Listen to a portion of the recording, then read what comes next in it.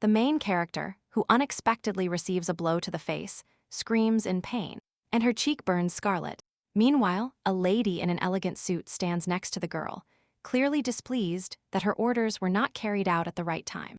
Evangeline, having regained consciousness, is lost and doesn't understand why they are calling her by that name.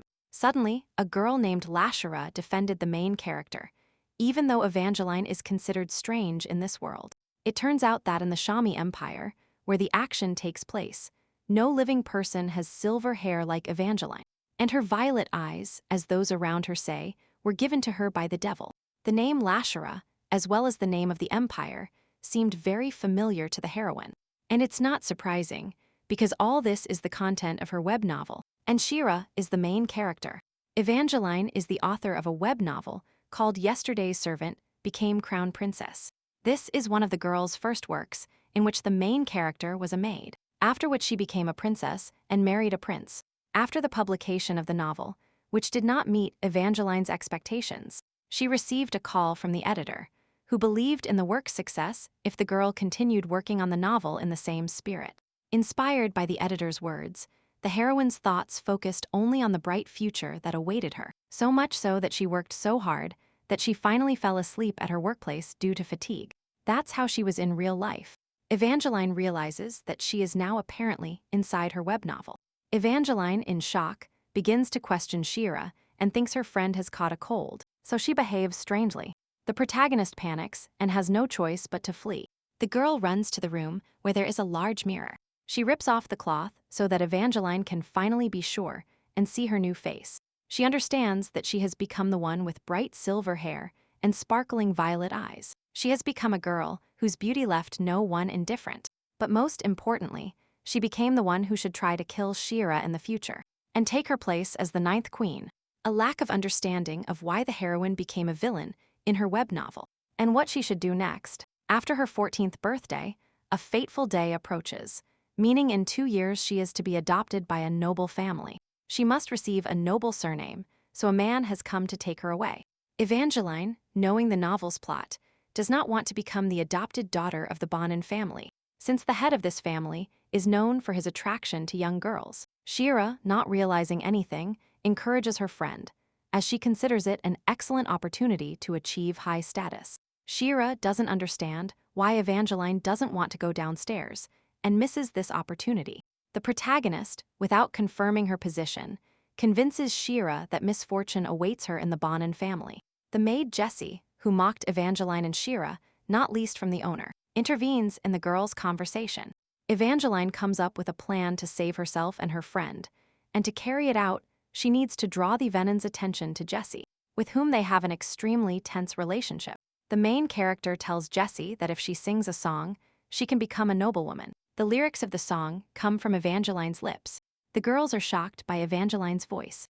Jessie claims to know this song, but there are notes of doubt in her words about the main character's words. But once decided, the maid decided to try her luck and sing in front of the master. So they go down together. Evangeline asks her friend to be quiet so that all the attention is not focused on them, but on Jessie. The girl hoped the plan would work. The Marquis was waiting for the girls, sitting on a chair in the middle of the huge hall. And indeed, he expected them to sing a special song, the one loved by the deceased daughter of Banana. Jessie volunteered first. Her only thought was that she would be chosen and become a noblewoman. But unexpectedly, the maid loses her voice, so Evangeline's plan is doomed to fail. Suddenly, Shira jumped forward and continued singing. Her magical voice sounded throughout the room. Evangeline wants to reason with her friend, grabbing her hand. She tries to dissuade her, but Shira only withdraws her hand, showing that she is not interested. Marquis Benin chooses Shira, whose singing was magnificent against the backdrop of Jessie's voice. Fearing that the story's main character will end up in the terrible Benin family, Evangeline pushes Shira and begs him to listen to her too.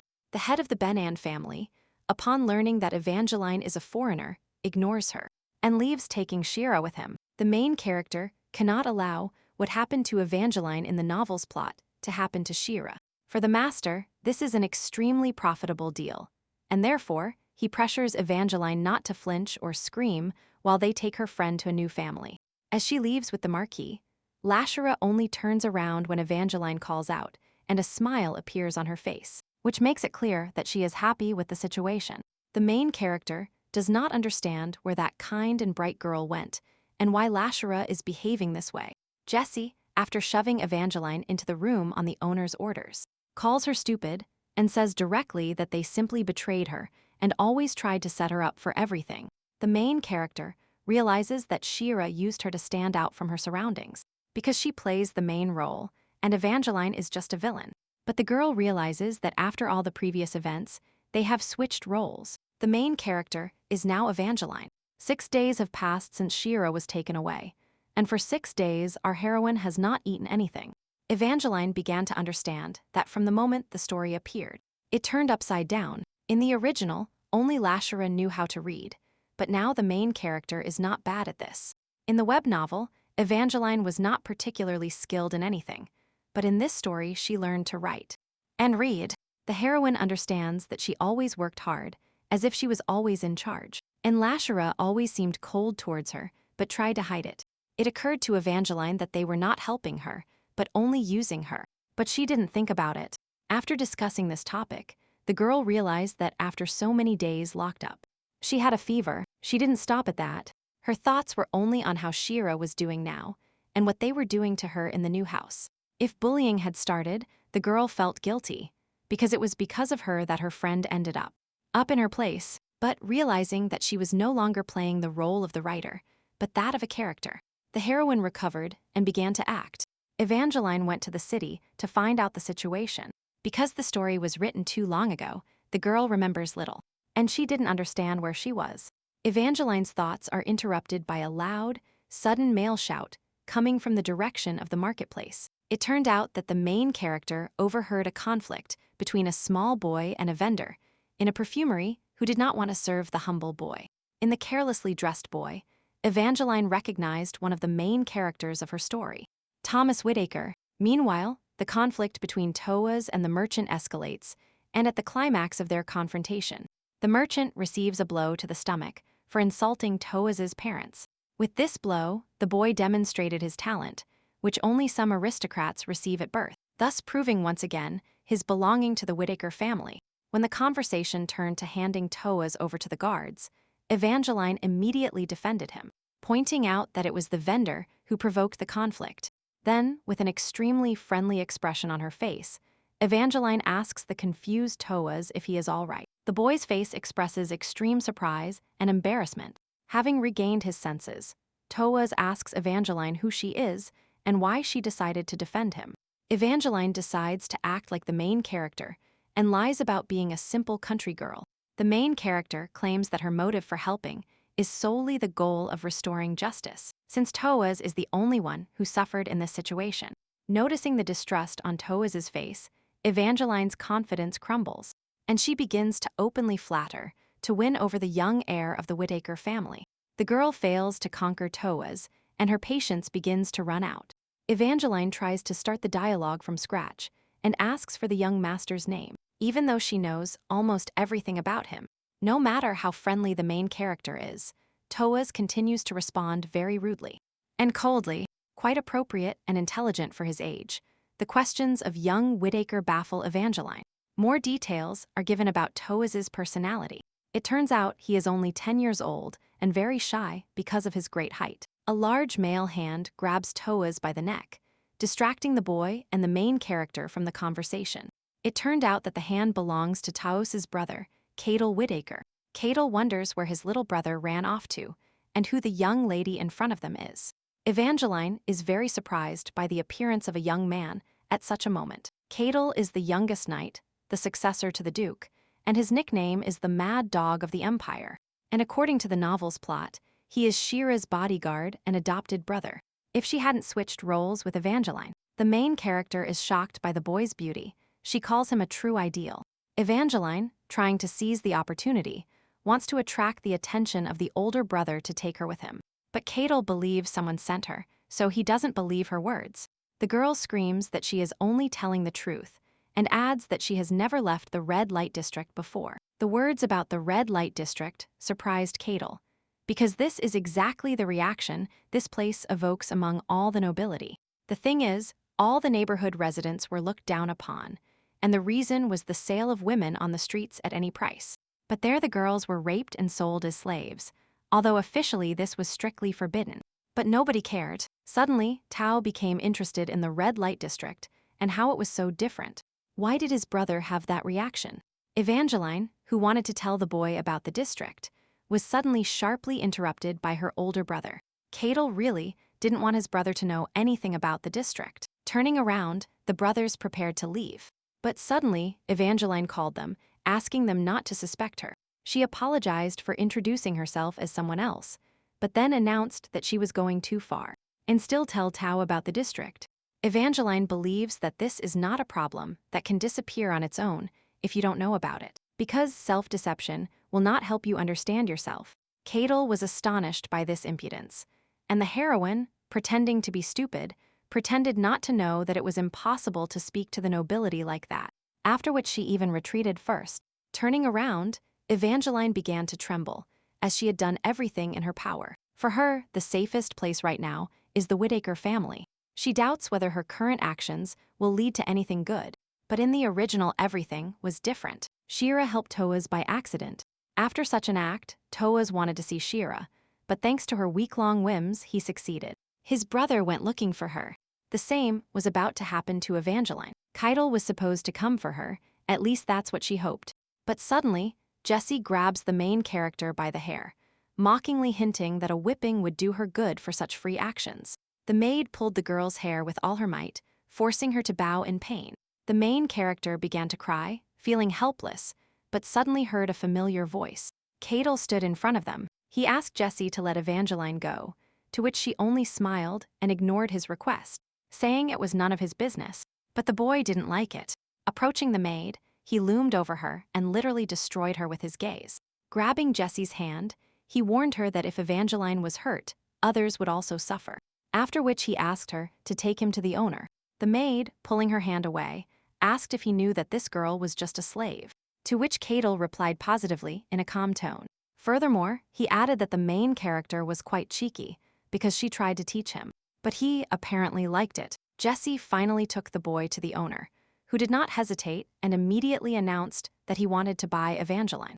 But the owner insists on one thing. She is not for sale. They have to wait a month until the auction, but for Keitel's younger brother, this is too much. The man was clearly unfriendly, and continued to say that they could only be bought during the auction, and not before. But bad luck. Keitel knows about Marquis Bonin, who came to him and took Shira away, thus cornering the owner with his information. In the end, he gives up, and doesn't understand how the guy found out about the deal. At the time of the transaction, the owner states that Evangeline's price is already high due to demand. And due to urgent need, it has now risen even higher, so he sets the price at 600 gold, which shocks the main character. This is a huge amount, but although in the original Keitel was willing to pay huge sums, now, for some reason, he started negotiating and accepted attempts to reach an agreement with the owner. The owner and Evangeline, in turn, are shocked by this statement, because how is it possible that the heir to the Duke is trying to lower the price? The man doesn't like this proposal, because Evangeline might be the most beautiful girl in the entire empire, and it is unlikely that Keitel can find anyone better than her. The heiress understands this, because in fact, her silver hair shining like the sky, and those magnificent violet eyes make her look like a fairy. But Keitel does not give up, but gives arguments. The protagonist is thin, and her body is covered with abrasions and bruises from beatings. Evangeline is surprised by the guy's frugality, because it's true, who would pay up to 600 gold pieces for a beaten slave. The heir offers his price, 5 gold pieces, which surprises the owner, because he bought her for 50 gold pieces before, and raised her for so many years, according to him. But Keitel understood that the man never cared about the main character, but only used her for his own purposes, and moreover, 5 gold coins are not payment for Evangeline. This is payment for the owner's future treatment, because Keitel decided to teach him a good lesson. He hits the man in the stomach and he, bending over, falls to the ground. The main character is surprised that even such a weak blow could cause huge damage. The Duke wonders if the owner is alive because, according to him, dying is painful, which makes Evangeline laugh a lot. Keitel wonders if the main character is really a slave, but she herself is not sure. The boy extends his hand to Evangeline, and she, in turn, asks him if he wants her to take his hand. To which the Duke tells her there is nothing to fear. The main character reminds him that she is just a cheeky slave, and Cadel asks her to remember one thing. He, taking her hands and looking into her eyes, says that as long as she is by his side, no one dares to call her a slave. Together with Cadel, they went by carriage to the Whittaker mansion. Evangeline looked out the window and was amazed by the beauty surrounding them. They finally arrived. The girl has an impressive view of the huge mansion and the magnificent nature surrounding it. And it is clear where such possessions come from, because the Whittaker family has a power comparable to royalty. Common people consider the Duke's family heroes of the empire. Evangeline realizes that the fact that Cadel is the Duke's heir confuses her a little. She was distracted from her thoughts by what she was thinking at that moment, which embarrassed her even more, as if he had read her thoughts. But the boy was only interested in whether everything was all right with her. But the girl quickly changed the subject, asking if Cadel had been watching her in the market. Evangeline didn't understand how he found her so quickly, as her appearance at that moment was very timely. But the heir did not reveal the secret. The carriage stopped. Cadel and the main character got out. The girl was surprised by what she saw. They were greeted by a large number of servants, bowing to them. The heir was interested in one thing. Why didn't the younger brother meet them? The butler said that Toaz was writing letters as punishment for going to the city alone. It is made clear to Evangeline that from now on she is part of their family, which surprises her greatly. The girl immediately began to imagine how she would spend her time in the new family, how she would have fun with Toaz, and how Cadel would ask her to become his sister. But not everything is so simple. Evangeline has already found a job. She will become an assistant to Elias, an alchemist recognized by the royal family. The butler, everyone else, and even the protagonist herself were surprised. Did the girl have any skills in alchemy? Cadel only mysteriously directed her towards Elias and ordered the room where she would now live to be prepared. Evangeline returns from her dreams to reality and firmly decides to hold on to the opportunity to be in the Whittaker family. The butler treats the main character like a noble girl and tells her that this is the first time for the young master, which leaves Evangeline bewildered. Evangeline, accompanied by her butler, walks through the huge ducal estate, filled with a crowd of servants. A sudden sound, which stands out against the background of other noises in the palace, makes Evangeline turn around. As the main character turned around, she accidentally bumped into an unknown man, and without seeing his face immediately, she only saw a lock of toxic green hair. When the stranger moved a little away, it became clear that he was a rather tall man, with long green hair, dressed in formal attire, and he also said that he did not expect to see Evangeline in this world. The man, when asked how he knew Evangeline, replied that he could not help but recognize her, and he said something that was hidden from the reader, and that even the protagonist herself could not understand. The butler, not understanding what was happening, asks Evangeline what happened to her, and she points her finger at the unknown boy, but he has disappeared somewhere.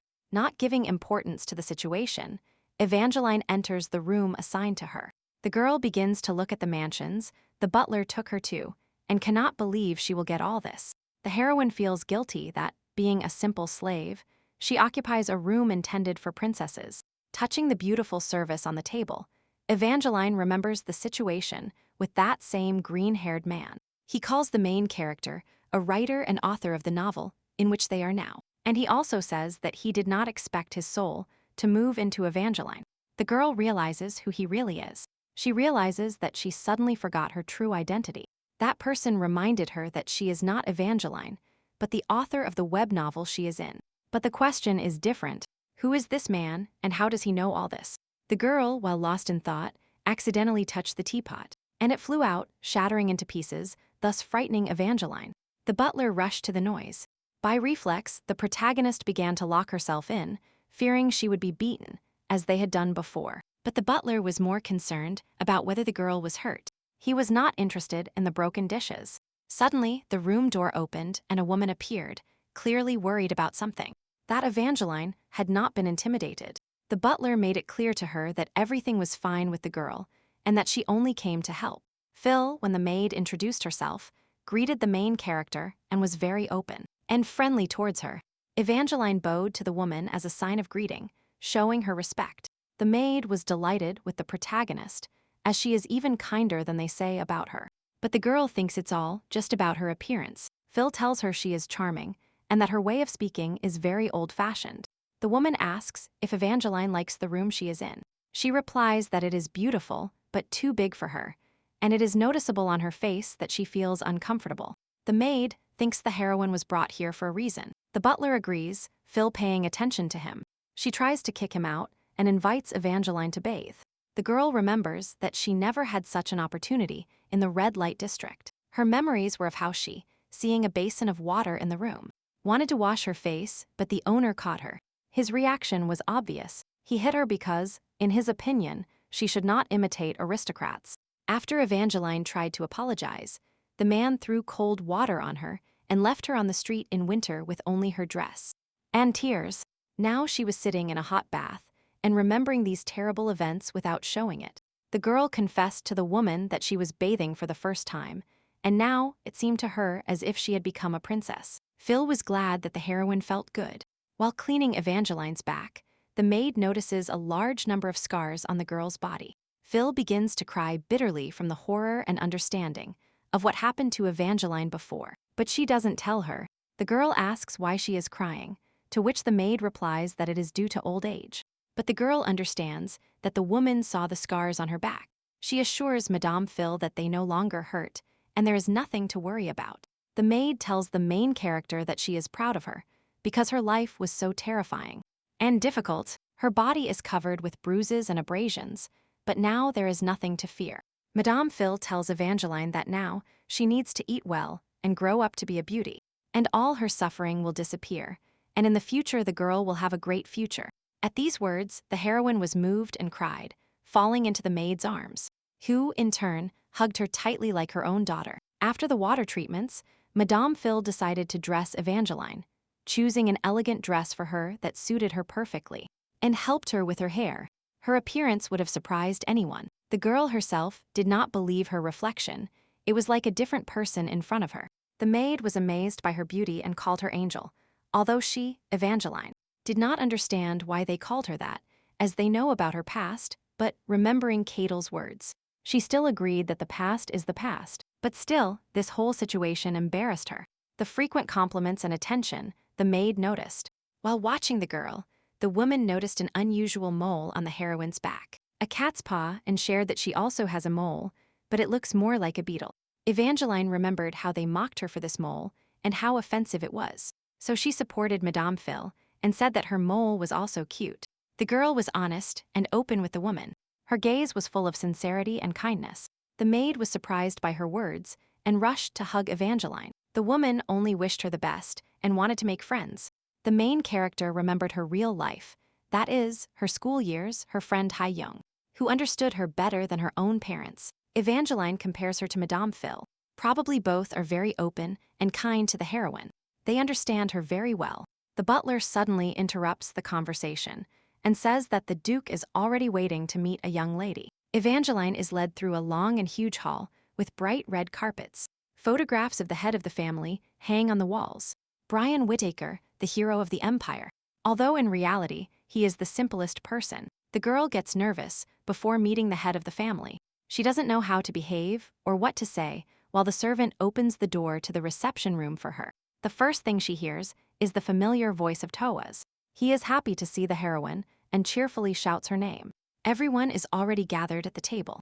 Evangeline sees the head of the family. He looks menacing and probably terrifying, as if he is not satisfied with her appearance. Toa's introduces the girl to his father and tells him that she was the one who helped defend his honor that day. The man with the menacing gaze addressed the main character directly. It was not clear exactly how he was going to speak. Approaching her very closely, face to face, he asked if her name was really Evangeline. The girl, meanwhile, she lost the ground under her feet and lost the ability to speak.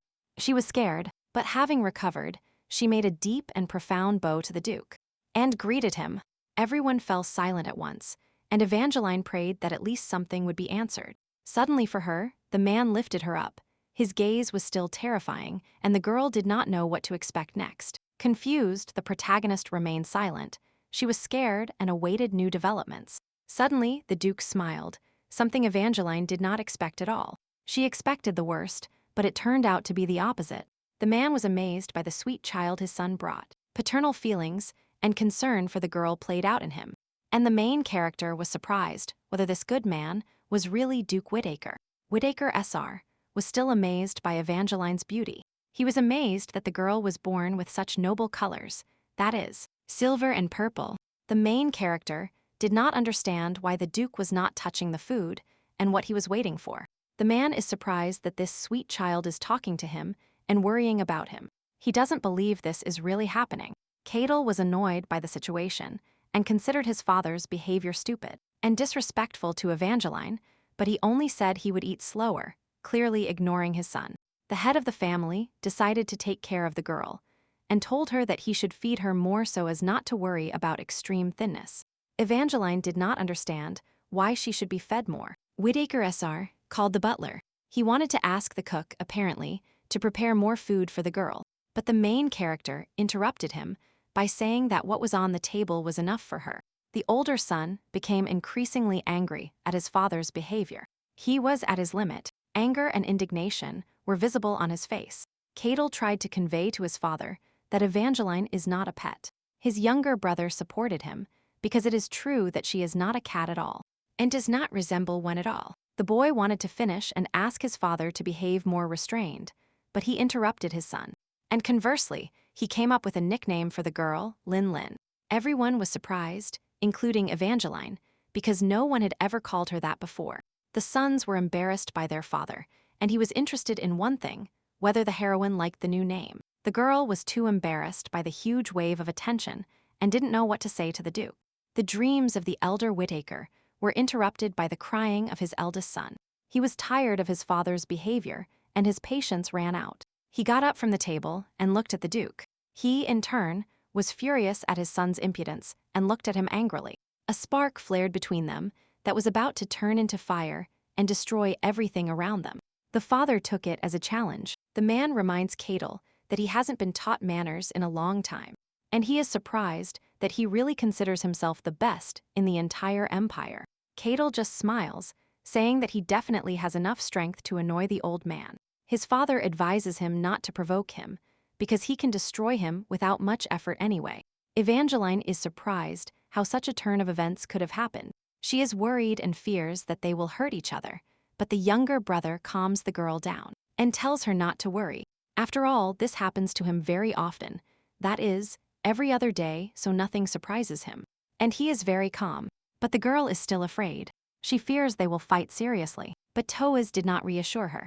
On the contrary, he told her that everything would be very real, and it didn't matter that they were in the dining room now. They had absolutely nothing to do with where they were. Last time, they fought at a reception with the emperor himself, so the place doesn't matter to them.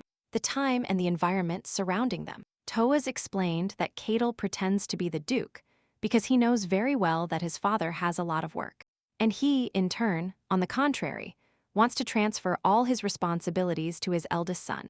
The girl is surprised by the situation. The Duke, distracted from the fight with his son, says that duty and honor are nonsense. The most important thing in the world is everything cute. And then, Evangeline remembered that this is exactly the trait she added while writing this web novel. The Duke is a man obsessed with small and cute animals, although it is not noticeable from him, because he is a very serious and charismatic man. But his weakness is everything cute. But the heroine understands that in reality, he is even stranger than she described him. Let's return to the skirmish between father and son. The man tells his son that by becoming Duke, strength will no longer be necessary, apparently hinting that he will quickly take this position for himself. Cadel only says that he still cannot defeat him, and this turned their spark into fire. And a real pogrom began, a battle between son and father. They dodged or hit, but they were calm. But apparently, this time the head of the family moved much better, because he had a winning position over his son. Toaz hints to Evangeline that all this is thanks to her. Probably after meeting her, his father's mood improved, and at that moment there was destruction in the dining room. They were not ashamed to even throw food off the table and scatter it. The girl was surprised that these two did not understand the full value of food. She was very angry. Suddenly, for everyone, the main protagonist shouted throughout the dining room that the men should stop fighting, because they had created a real kennel around. She could no longer remain calm and watch all this nonsense that was happening. The Duke was extremely surprised that this sweet girl was capable of shouting so loudly, and severely that he immediately froze, looking at her with surprised eyes. Evangeline was annoyed by the fact that they created a pogrom. They scattered everything, and most importantly, they scattered food. She picked up a flower-shaped cookie from the floor, wondering about the reason for this behavior. She thought it was because they were aristocrats. They don't know the price of food at all. The girl remembered how she ate in the red light district. She ate much less than this cookie. She had to survive on leftovers so as not to starve to death. And on the streets, there were even more hungry children who had nothing to do. 8. After talking about the past, she ate the sweet she picked up from the floor. She didn't care that it might be dirty. The men were shocked by her action and did not understand why she did it, because there were many other things available to her that she could get. But Evangeline enjoyed these little things and didn't care. Even small cookies seemed delicious to her. She said again that the Whittaker family was much richer than most, but no one allowed themselves to treat food the way they do. The girl asked them to remember this, because they are the owners of these lands and should be ashamed to dare to treat products this way. Without thinking with their heads at all, after what was said, the protagonist realized that she had simply dared to teach the Duke himself and dictate her own rules, because they wouldn't even ask her and, in her opinion, they would easily throw them in the trash. Street. But Toaz decided to cheer her up, calling Evangeline a very smart girl, recalling that even his teacher said that a good ruler must take into account the opinions of the young people, hinting at the heroine. The girl thanked the boy for his support, ruffled his hair, smiled at him, and told him to thank his teacher for the advice. But Evangeline realizes that the two never learned the lesson.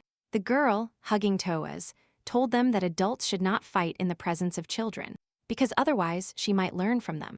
The Duke, looking at them, laughed because he never thought a child would teach him, so he feels strange. But nevertheless, he thanked Evangeline for the comment. Kneeling before the children, he promised that from now on he would behave more restrained, and he would stop fighting in front of Toaz, thus provoking his son's delight. Therefore, he asked the main character to have mercy, because he would improve. Even the butler reacted to these words by falling into a stupor. And Evangeline, hiding behind the boy, was embarrassed and felt uncomfortable. But after analyzing the Duke's behavior, that is, the fact that he bent his knee in front of her, she suggests that he is very different from other cruel and indifferent aristocrats. The girl realized that if she stayed with these people, only good things awaited her in the future. She composed herself and, smiling radiantly, gave the Duke an answer. Because this is a great honor for her, and even if she is not part of a noble family, she simply feels good and comfortable here. Evangeline's smile could not leave the man indifferent, and he again took her in his arms and hugged her tightly, because no one can resist such a sweet smile. A month passes. Evangeline, having gotten used to everyone and everything, she feels calmer, wearing a new suit that perfectly suits her face. Leaning against the wall, she waited for Cadel. He immediately reminded her of his presence, asking the girl if she had made him wait long. After talking, they walked down the hall, discussing an alchemy lesson. Evangeline wondered if Cadel was having his first lesson or just going to a meeting with Elias. The boy warned that you shouldn't rejoice too early, but noticing the joyful expression on the girl's face, he did not finish the sentence, arguing that she would understand everything herself when they met. Finally, they reached the right place. Upon entering, the girl immediately noticed how many flasks, cones, tools, and different books were needed for alchemy. And more, there was a man standing in the middle of the room. He had his back to them. He was wearing a long, dark cloak. In his hand was a book, obviously about alchemy. He seemed quite busy. Evangeline was optimistic, so she greeted the man with a smile on her face and introduced herself, but was sharply interrupted by the alchemist. Elias did not understand why Keitel brought this girl here and what he was trying to achieve with this. But the boy said that he brought her here because the alchemist always complained about doing nothing. So he decided to simplify his life, and the help dragged an assistant. Evangeline, in turn, was already mentally panicking. How can you get along with such a wicked woman? But the alchemist was still in an aggressive mood, and warned Cadel that if he continued to play dumb, he could leave immediately. He clearly had no time for jokes. A while passed. Evangeline sat in the garden with Madame Phil and enjoyed tea with several sweets. Furthermore, she heard information about Elias, as the maid clearly knows more about him than the girl does. She shared with the heroine that he is said to be one of the geniuses born once every 100 years. Elias is considered the youngest alchemist in the entire empire, and, as Madame Phil pointed out, he is undoubtedly very handsome. The woman agrees that the man does not have the easiest character, but he can clearly teach Evangeline a lot, so his tutoring will definitely benefit her, although the girl does not understand why she needs alchemy, and if this skill will really be useful to her. But the maid explained that alchemy is a noble profession that even aristocrats pursue, because Elias also knows, moreover, that people from the lower class can thus move into high society. If they fully immerse themselves in alchemy, it is possible to receive a royal order, and the salary of an alchemist is comparable to the income of a first-class knight. The Shami Empire is open to providing women with various opportunities. They have rights, they can pursue any activity they want, and they don't have many alchemists. So for ordinary women, this can be considered the best job. Evangeline, distracted from drinking tea, looked thoughtfully into her cup, thinking that Cadel, apparently, wants to introduce her to Elias, but he is doing it differently than the first time. The girl, inspired, made it clear that she was serious and willing to work tirelessly every day. Well, that's what she thought. Until Keitel took her to the alchemist again, her whole mood seemed to disappear. Probably, Elias was not in the mood, although he said otherwise, and he wanted the heroine and the future duke to leave. Evangeline only thought about whether she could really become his student, because Elias is a very complex person. Keitel tried to create a cheerful atmosphere, so he dismissed the alchemist's rudeness as supposed shyness. Elias did not like the boy's reasoning, so he muttered something angrily, after which Keitel interrupted him, and returned to the conversation about Evangeline. After all, she is smart, and you can see it in her, so why don't you surpass yourself and teach her a couple of lessons? Elias was angry because they promised him an alchemist, but in the end, he had to play with a nobody like her, and also train her from scratch. Hearing all this, the girl was surprised by his rudeness, but overcoming herself, she muttered about it, she will try to stop being useless. Evangeline clearly did not expect such harsh criticism, even before meeting the great alchemist of the empire himself. Keitel, with an obvious smile, told the man that perhaps Evangeline would even surpass him in alchemy if she tried hard. But these words only made the alchemist laugh, which is what the young duke is thinking, declaring something like this so loudly, and the main character starts getting angrier and angrier. She feels uncomfortable with such a reaction, as if she is completely incapable of anything. Suddenly, Keitel placed his hand on Evangeline's head, encouraging her, saying that even if Elias is such a rude person, in fact, he is not at all the bad guy he seems at first glance. Therefore, the Duke almost begged him to give the girl a chance, while he showed with his whole appearance that he did not need her at all. But the girl still agreed with Keitel, realizing that he cares a lot about her. And he is worried, so she assures him that she will do her best. These words, for some reason, made the boy fall into a stupor, which Evangeline did not fully understand. He turned around and was about to leave, saying that everything was fine and they would discuss it later. The main character could not understand why his mood suddenly deteriorated, and what he did or said wrong. While lost in thought, Elias in the background was indignant, because he was forced to do some foolish things again. He suddenly approached Evangeline's face, carefully examining her hair, because in his opinion, it is extremely unusual. It is probably not often to see that color. Anyone in his place would be surprised.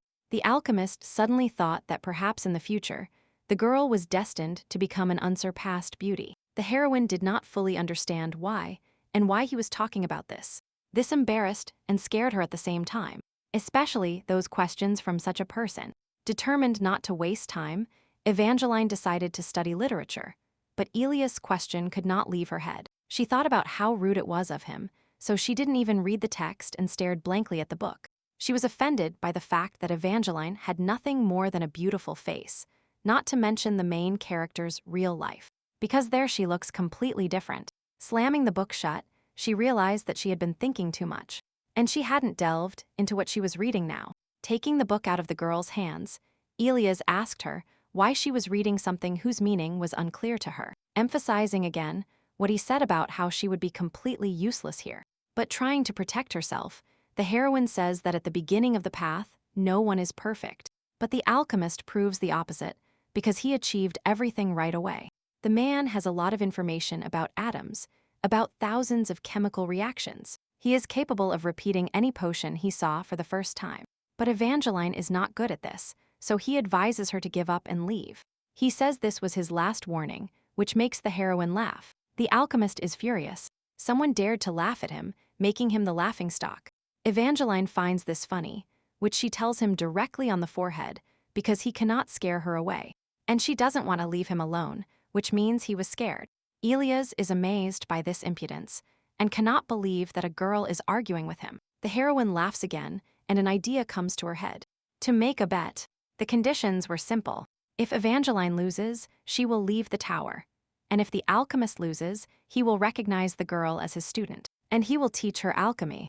The girl said the deal was very profitable. But Elias considered this matter nonsense, and unwilling to listen to anything. He rejected such an offer. But Evangeline had her own trump cards up her sleeve. She asked him if he was afraid of losing. Perhaps that was the reason for the refusal, but he stood firm and displeased, declared that the conversation was over, after which he went upstairs. But the girl had no intention of giving up so easily. She decided to approach from the other side. Perhaps there are methods that can uncover this mysterious man. Evangeline stood up next. While the alchemist worked on potions, she sat next to him, directly telling him to his face that she would definitely not back down. He just snorted angrily, telling her to stop, thinking that the girl was so eager to come here. For Catel's care, he said that the Duke would take care of her without it anyway. But that was not the point. She just wanted to help everyone. Everyone cared about her.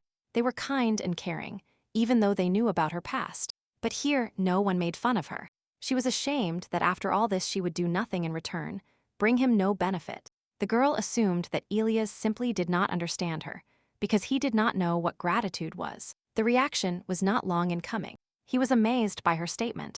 A petty girl tells him this to his face, without fear and without thinking about the consequences. Evangeline, for her part, pretended that she had never said anything like that, smiling radiantly at the man.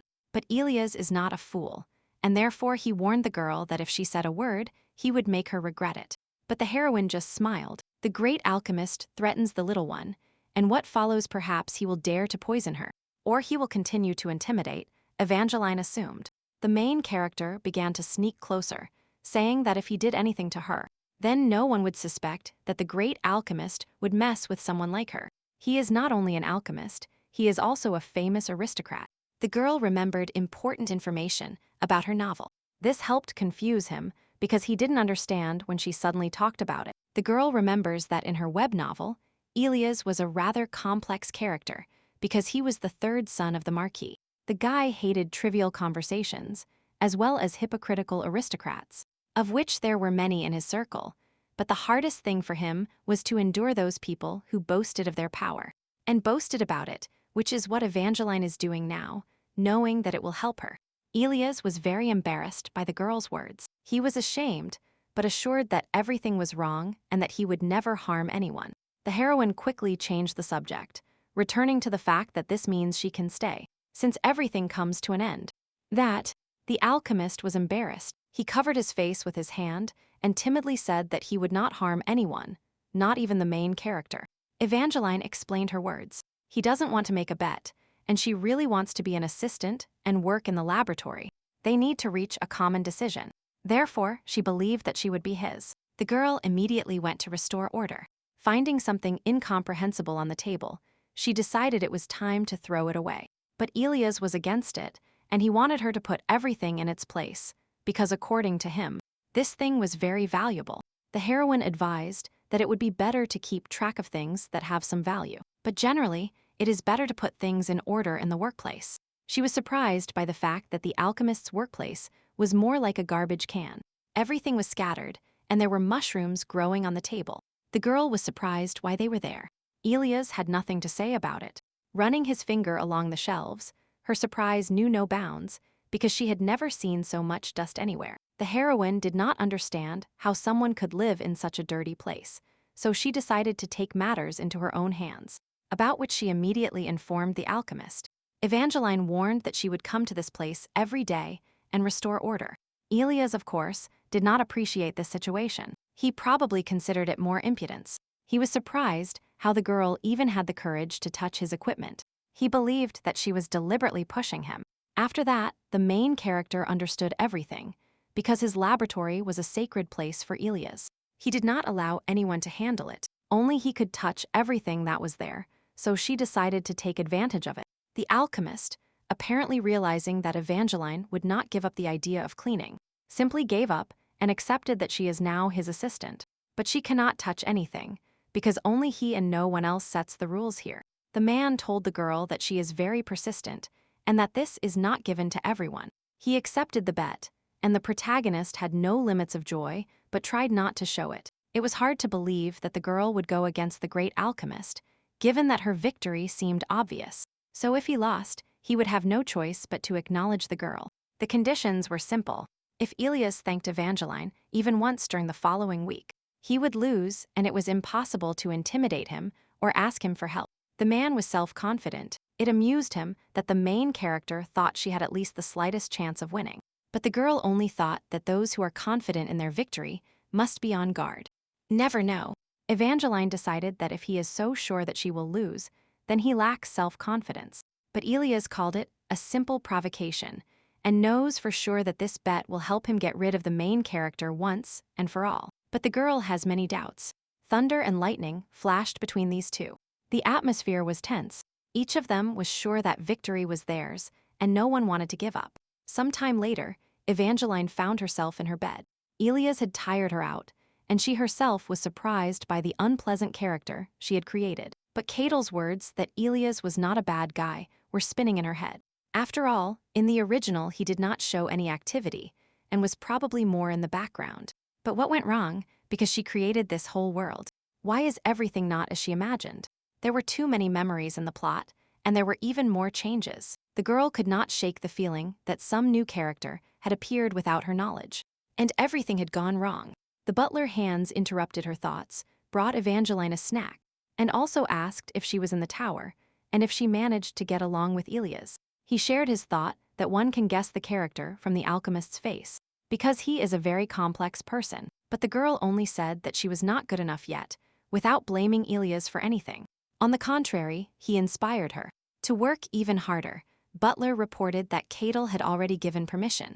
Evangeline asked Hans to tell her something about Elias. She seemed very enthusiastic and was really interested. The girl was sure that she would die with bones, but she would still be the one to win. Elias would not get rid of her just like that. She was so eager to learn alchemy. Even after a while, Evangeline thought about how a person could be so ideal. She got excited about the idea of helping him, because otherwise, in her opinion, everything would have been in vain. Only 3 days left. She went to the end of the bet, and she hadn't moved from a standstill. That time, the girl managed to ask the butler about Elias, as he had served her since her first day in the mansion. She was interested in what the young alchemist needed. Maybe she could help him with something. And it's true, according to the butler, the boy would be delighted to get some rare ingredient for his experiments. But these were prohibitive things, like dragon tears and scales, phoenix feathers. Of course, Evangeline could not get this, so she was interested in another option. But the butler said that the alchemist did not like to talk about himself, and advised her to talk to someone else. The protagonist realized that she had to interview many people, so she already had an idea of what awaited her. But she wants to get to the bottom of the truth, no matter the cost. She started with Madame Phil, but she only said that maybe Elias would like to have more free time. So Evangeline went further. The second victim of her interviews was Catel. He even said that he probably lacked talent, and his younger brother attracted his younger brother to distract her from business to play. The heroine went further. She decided to talk to the maids. They shared their thoughts that Elias was ideal since birth, and they also shared that sometimes he avoids people. After which, they noted that Evangeline was very unlucky to make a bet with this man. The girl is disappointed. No one could help her, and she practically has no information that can help her win. Now she will not become a great alchemist and will be expelled, in her opinion. Some time later, the head of the family joined her. And suddenly, in the company of Elias, the girl did not understand at all what he was doing here. And why? The Duke explained that he had met the alchemist by chance, remembering that while he was teaching Evangeline, he decided to invite everyone for a cup of tea together. Elias noticed that everyone understood how the Duke cared for Evangeline, implying that she was dear to him.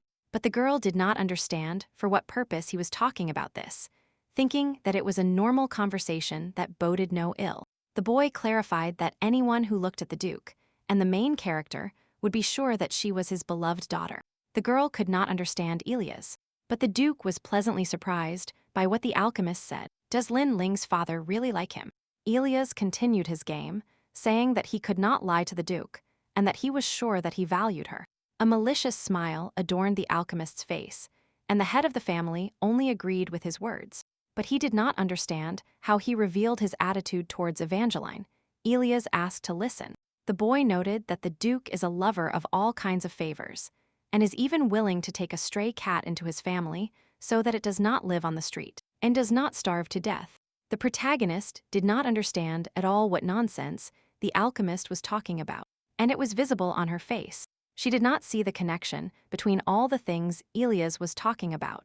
But suddenly, he added that the Duke should take good care of this girl, hinting at Evangeline. And then she realized that he was still trying to get rid of her.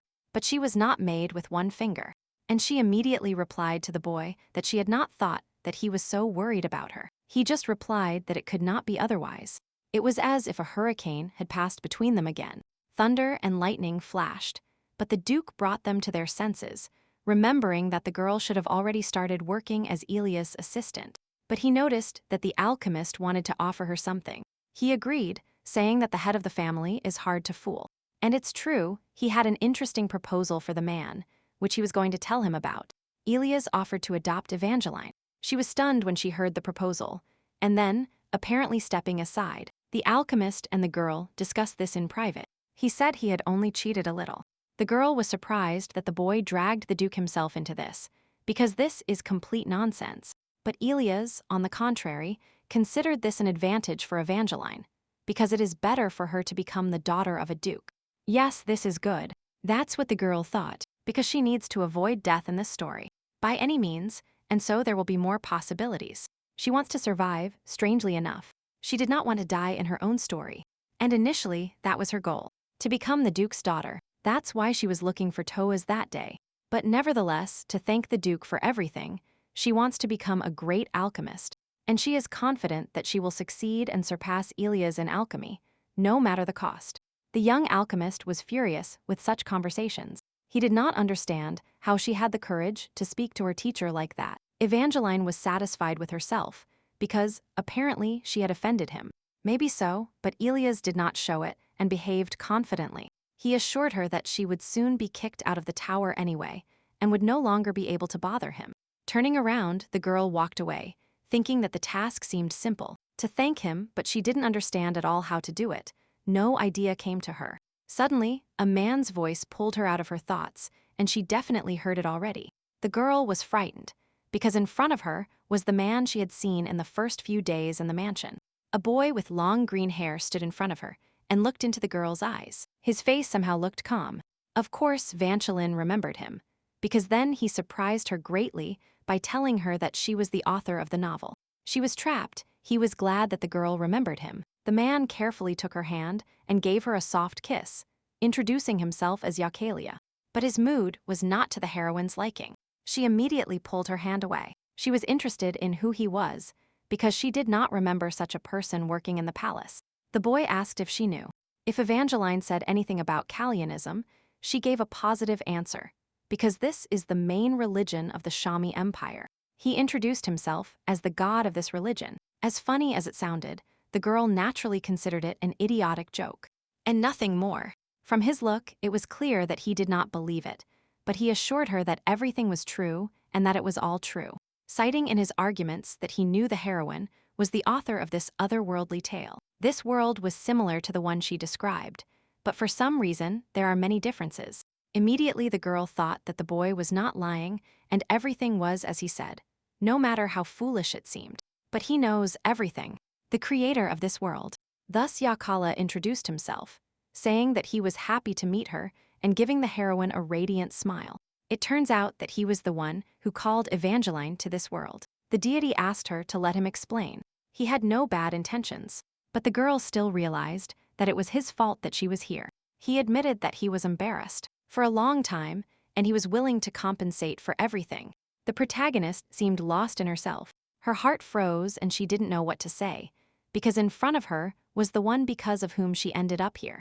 And Ocalia noticed that the girl seemed to be out of it. He understood that, apparently, he had angered her, and this was not surprising. Meanwhile, she thought about how much hatred for the deity was inside her. And suddenly, he appeared in front of her. She was confused. The heroine did not understand why she was here, and moreover, she became a villain. All the aggression was directed in his direction. She was trying to survive in someone else's body, so it was unclear to her. How did he have the courage to introduce himself and ask for forgiveness? The main character was beside herself with anger. But suddenly, the deity declared, Evangeline is his favorite character, with indescribable joy on his face, although the girl did not understand why he was saying all this. And Ocalia admitted that he had recently taken on the role of God, because to become a true lord, he had to pass many exams, because it is a very responsible matter, and the creation of a new world was his last test. He had to create a completely new world, but there were no ideas in his head, so he decided to read novels. And he stumbled upon a novel by our heroine. Yesterday's Maid became the crown princess. She became his favorite. As a fan of Evangeline, he wanted a happy ending for her, that she would become a happy girl. Unlike the main character's plot, where she becomes a villain, he shared that if he had been the author, he would have been able to create a good ending. So his desire to achieve the ideal became too strong. And nothing came of it. The girl was amazed, so he moved her soul here. She wondered, but why did he take her story as the basis for his world? Because, in his version, everything is very different from the original. And Ocalia just added that he simply did everything here to his liking. After these words, Evangeline became very angry. How could he even have the audacity? Yes, she was angry, but she needed to control herself. No matter what, as if it were the original. She would have died according to the plot. But even if this world is just a parody, she has a chance to survive. Yes, she was angry about his actions, but now the best option is to achieve a good ending for Evangeline. Turning her attention to the deity, she suddenly realized that she was meeting a fan of her novel for the first time. She was interested in how many chapters he had read, how many chapters he had bought, to which he reacted with surprise. Everything was much simpler. He just waited until all the chapters were free, and he could read them without paying for them. Why bother and spend money? Which was strange, considering he was God. Okay, she accepted it. She was interested. She commented that she would have read it. But in this too, he was mistaken. According to him, he was too busy with work. Evangeline is furious because Ocalia, after having created a whole world based on her novel, did not even leave any comments on what he read. The main character yells at Ocalia because he doesn't even imagine how depressing it is for the writer due to the lack of reactions to his work. He could have just left at least one comment, making the author at least a little happy. The deity apologizes to the extremely bitter Evangeline and wants to fix the situation somehow. To appease the writer, Ocalia invites the heroine to somehow influence her destiny in this world. He offers to help her become the strongest militia, but she refuses because she does not like cruelty. Evangeline's second offer was to become a saint with incredible healing abilities, but she immediately rejected this option. All of God's attempts to please the girl were rejected, which makes him discouraged. But the heroine aggressively asks if God is not going to give up his promises. Evangeline decides to start blackmailing Ocalia, telling him about the plagiarism in this world and the theft of her soul from the deities above him. The man, realizing what the main character was referring to, immediately becomes cautious, and he asks her not to rush to tell anyone about this, realizing the shame that awaits him if someone finds out that he is a god who lacks the imagination to create his own world independently for the exam. Ocalia is horrified. Evangeline continues to pressure the deity with her gloating expression and says that now he should be more careful with her. In a couple of minutes, the main character managed to take a dominant position over Ocalia, so his face expresses strong fear and despair. Because of his silence, Evangeline demands that he come to her at her first call. After some negotiations, Ocalia agrees to answer once every 4 months and prepare to be teleported from this world. Evangeline stops him and tells him that she still has many demands that are not so difficult, but very important for her self-esteem. After a while, we return to alchemy. Elias sits thoughtfully at his workplace, writing a report on the 78th day of the experiment. The guy noted in detail each of his actions, how he separated the scales of an iguana from the body, after which they were mixed with the tears of a goblin. Then he crushed the glass into powder and mixed everything with glue. He had the last step left, mixing everything, and he really hoped to be lucky. He did not like failed experiments. After carefully adding everything to a pot, he prayed for one thing: if only this time everything would go well. Apparently the guy did not work on this for the first or last time. But it was not fate. As if a bomb had exploded, and smoke swirled around the alchemist. The experiment was a failure again. At that moment, Evangeline was coming down the stairs. In her hands were some books, apparently about alchemy. She just said that he, apparently, sometimes has to fail in his experiments. Although he called himself a brilliant alchemist, it caught her attention for the heroine's impudence that he expressed to her face. But Elias quickly calmed down, saying that he would soon kick her out of here anyway. But the heroine did not think so, opening the window to ventilate the room after the alchemist's experiments. She happily announced that tomorrow he would change his mind about her. Unexpectedly, Elias found himself too close to Evangeline, and she literally pressed against the windowsill, declaring that the only shining future for her is that tomorrow she will disappear from this tower. The girl was not afraid of his threats and was extremely calm. She was sure that she would disappear from the tower only after winning, and then at her own request. If she had won, but he still didn't believe in her victory and wondered how she would win. There was a malicious smile on Evangeline's face, because even if he revealed his plan, he couldn't change anything. After this, the heroine said goodbye to the alchemist, leaving him alone with his thoughts. The man did not understand what she was doing and whether he should worry. It infuriated him that the girl was too confident in herself, as if victory was already in her hands. Evangeline ran to her room, listing those ingredients with which Elias tried to make a potion. But he failed. She knew that this would give her the solution. Collapsing on the bed, she began to think that such an obvious combination would create that very drug. And she remembered the previous dialogue with Icalia. The girl asked him to become an alchemy genius in this world as compensation for the harm he caused. And he agreed. He assured her that she could now create anything with her own hands. The only thing she had to do was think of the desired result. He nodded, confirming Evangeline's words. God said that she would know all the necessary ingredients and could see the composition of any other potion. The girl was surprised. Now she could create all this with her own hands, surpassing even Elias in skill. Thus, Icalia once again confirmed his status as God, endowing Evangeline with such magical powers. The protagonist is simply delighted with her new ability, because with it, she can easily surpass Elias. Suddenly, Phil enters Evangeline's room with several other servants and brings a lot of gifts from the Duke. Along with the gifts, she brought a letter in which the head of the Whittaker family writes that the main character must prepare for summer. Evangeline says that she already has a large wardrobe and bought new things just a week ago. But as Phil said, the Duke believes that she is still missing something. The writer remembers that in the story she wrote, the Duke was an extremely generous man. Phil, remembering that tomorrow is the last day of Evangeline and Elias' bet, asks her if she has come up with anything to win.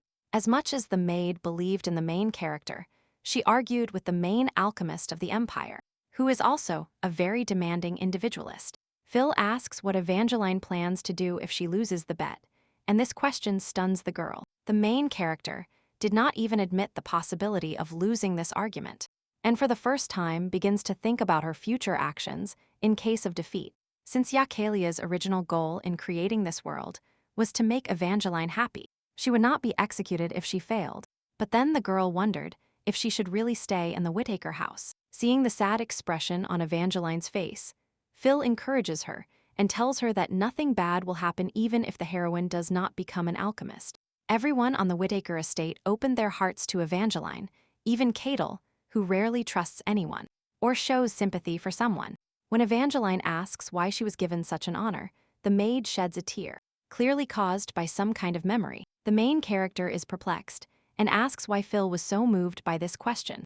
She, wiping away her tears, says that it would be better if Cadel himself told this story to Evangeline, and, most likely, he is now waiting to meet the main character to talk. The story was that his dead mother had a best friend, Empress Sienna, when she was just a common maid. And common, but now she is the greatest woman in the entire empire. He wanted to fill the void in little Cadel's heart after his mother's death. So probably, upon meeting Evangeline, the maid, and seeing her determined gaze, she tried to find this woman in her as if she could replace her. The boy probably misses his mother very much, but he doesn't tell anyone. Maybe that's why he brought the heroine to this mansion, to find support. After talking with Madame Phil, the girl went to the garden, where she met Keitel. She called him, calling him handsome. He turned around and looked at her. Evangeline gave him her radiant smile. From his appearance, one could not say that he was worried about anything at that moment. But she was worried and didn't know why. The girl was amazed by this place. Many beautiful flowers, various plants. This beauty surprised her. She didn't even think that such a wonderful place existed here. Sitting at the table, Evangeline asked if everything would be fine, if anyone found out that they met here. But the boy said not to worry, because his wishes are enough. Having praised the table with treats, she unknowingly thought that Keitel had prepared it especially for her. But he said that this was just a written rule. The boy said that in the greenhouse, there are always snacks prepared for 2 people, and it is difficult to understand if he is joking or serious. But suddenly, he started talking about how the girl was interested in him. She called him Keitel. No, I don't understand. Couldn't she just be interested in how his business works? The heroine said she wouldn't insist. Evangeline, before he appeared to her, noticed his appearance. Reddened eyes, perhaps he was lost in memories of his carefree childhood, remembering his mother and Sienna. The girl did not share her thoughts. She simply asked to let her know when Keitel was ready to talk to her. He turned the conversation in another direction, noting how Evangeline had grown. She agreed because she was already 15 years old. She was already too old to behave as if she were a child, and called him handsome again. Apparently he was embarrassed or annoyed by this. He asked her not to call him that again. Evangeline at first did not understand what he meant. He explained to her not to call him handsome. He was not rude to her.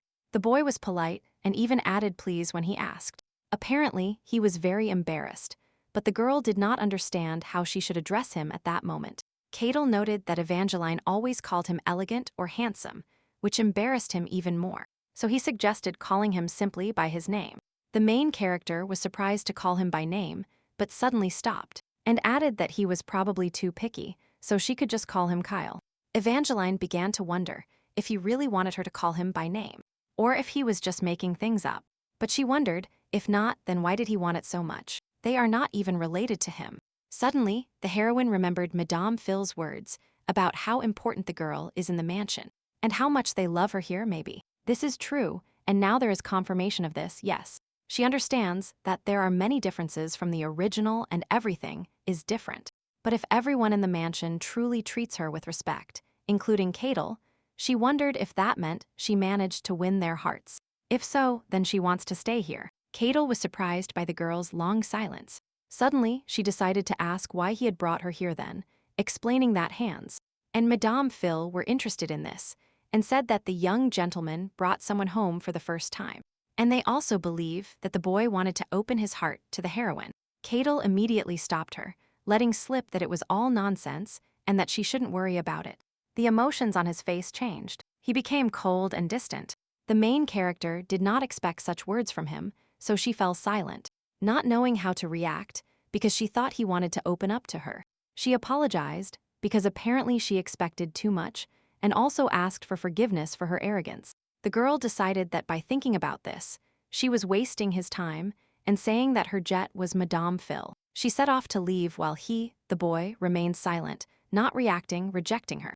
Evangeline suddenly realized that nothing touching had happened, and for some reason her eyes were moist. And even the encounter with the deity did not evoke any special emotion in her, like this conversation. A crazy thought popped into her head. Could she really fall in love with Keitel in such a short time? Tears were already dripping from her eyes, and she couldn't do anything about it. Apparently, seeing the main character cry, the boy grabbed her hand and stopped her. Calling her, he was ashamed of his words. They froze in this position. The girl was afraid to turn around and show her tears, and he himself didn't dare to.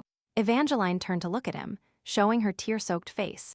Keitel explained that he didn't mean to offend her and that she shouldn't cry. She immediately started making excuses and covered her face with her hands, avoiding his gaze. Probably now anything that came to her mind would sound stupid, and they would hardly believe her. The boy gently wiped the tears from her cheeks, forcing the girl to look at him, and he apologized for neglecting her. Taking her wrist, he smiled warmly at the heroine and told her that when he saw her, he remembered a person from his childhood. Suddenly, it started to rain, although before that the sun was shining brightly in the sky, and there wasn't a single cloud that could foreshadow such a downpour. Madame Phil was looking out the mansion window. She watched the sudden rain. Her butler hands distracted her. He noticed that the woman was lost in thought. She agreed, saying she had a lot to think about. She said that Jeline, that's what Evangeline was called, went to the greenhouse to meet Keitel. The man was surprised. Madame Phil hoped that the girl would open her heart to them at least a little. Returning to Keitel and the heroine, they were still holding the girl's hand. Apparently, they were expecting a conversation. After he told her that she reminded him of someone from his past, the girl realized that the only reason she was brought here in the first place was because she reminded him of someone from his childhood, so Evangeline thought he truly valued her. But apparently, this is not the case at all. These thoughts made her feel bad, and she began to lose her balance, falling to the floor. But Keitel managed to catch her. The boy gently held the heroine's head. Concern was visible in his eyes. Whittaker apologized because he promised to take care of her, but now he was causing her pain. The girl stood up and asked him not to apologize, because anyway, he was her benefactor, and she was very grateful. Evangeline looked up and said that he had given her a new life, pulling her hand away from his. She turned around, because it was already too late and it was time to leave. The girl prepared to leave, because after the rain she should return before dark. Almost opening the door, Kaid stopped her, saying that he understood she was confused, and that she couldn't call it a misunderstanding, because he needed time to explain everything to her. Until then, he doesn't want to limit the main character in any way, because he is always on her side. But Evangeline just remained silent. Having opened the door, she walked away slowly, without saying anything to the boy. He just watched her and didn't dare to stop her. Suddenly, the girl stopped and said that he could think whatever he wanted, after which, without waiting for an answer, she left. Time passed. Evangeline was in the alchemy tower, arguing with Elias and asking him to leave. But he refused. The girl was angry. After all, they had an agreement, and Elias argued that she didn't say she would use the laboratory. They were shouting at each other. The alchemist asked him if he knew that alchemy is not a toy for a child. The man was self-confident. The girl didn't even know the basics of alchemy, but only repeated that she was better at practice than theory. Elias considered this nonsense, because who would then take responsibility if the laboratory failed? Contrary to his experiments, Keitel, who obviously has more weight in the property than the alchemist, defended Evangeline. Elias has no choice but to reluctantly make concessions and allow Evangeline to use his laboratory. The main character watches the back of the departing alchemist, who says that from his experiments, only a disaster will remain here. Trying to improve the relationship, with a sad expression on his face, Whittaker says that if anything happens, Evangeline should come to him for help. But the main character, despite his friendly appearance, tells Keitel very coldly that she can handle everything herself, and asks him to leave her alone.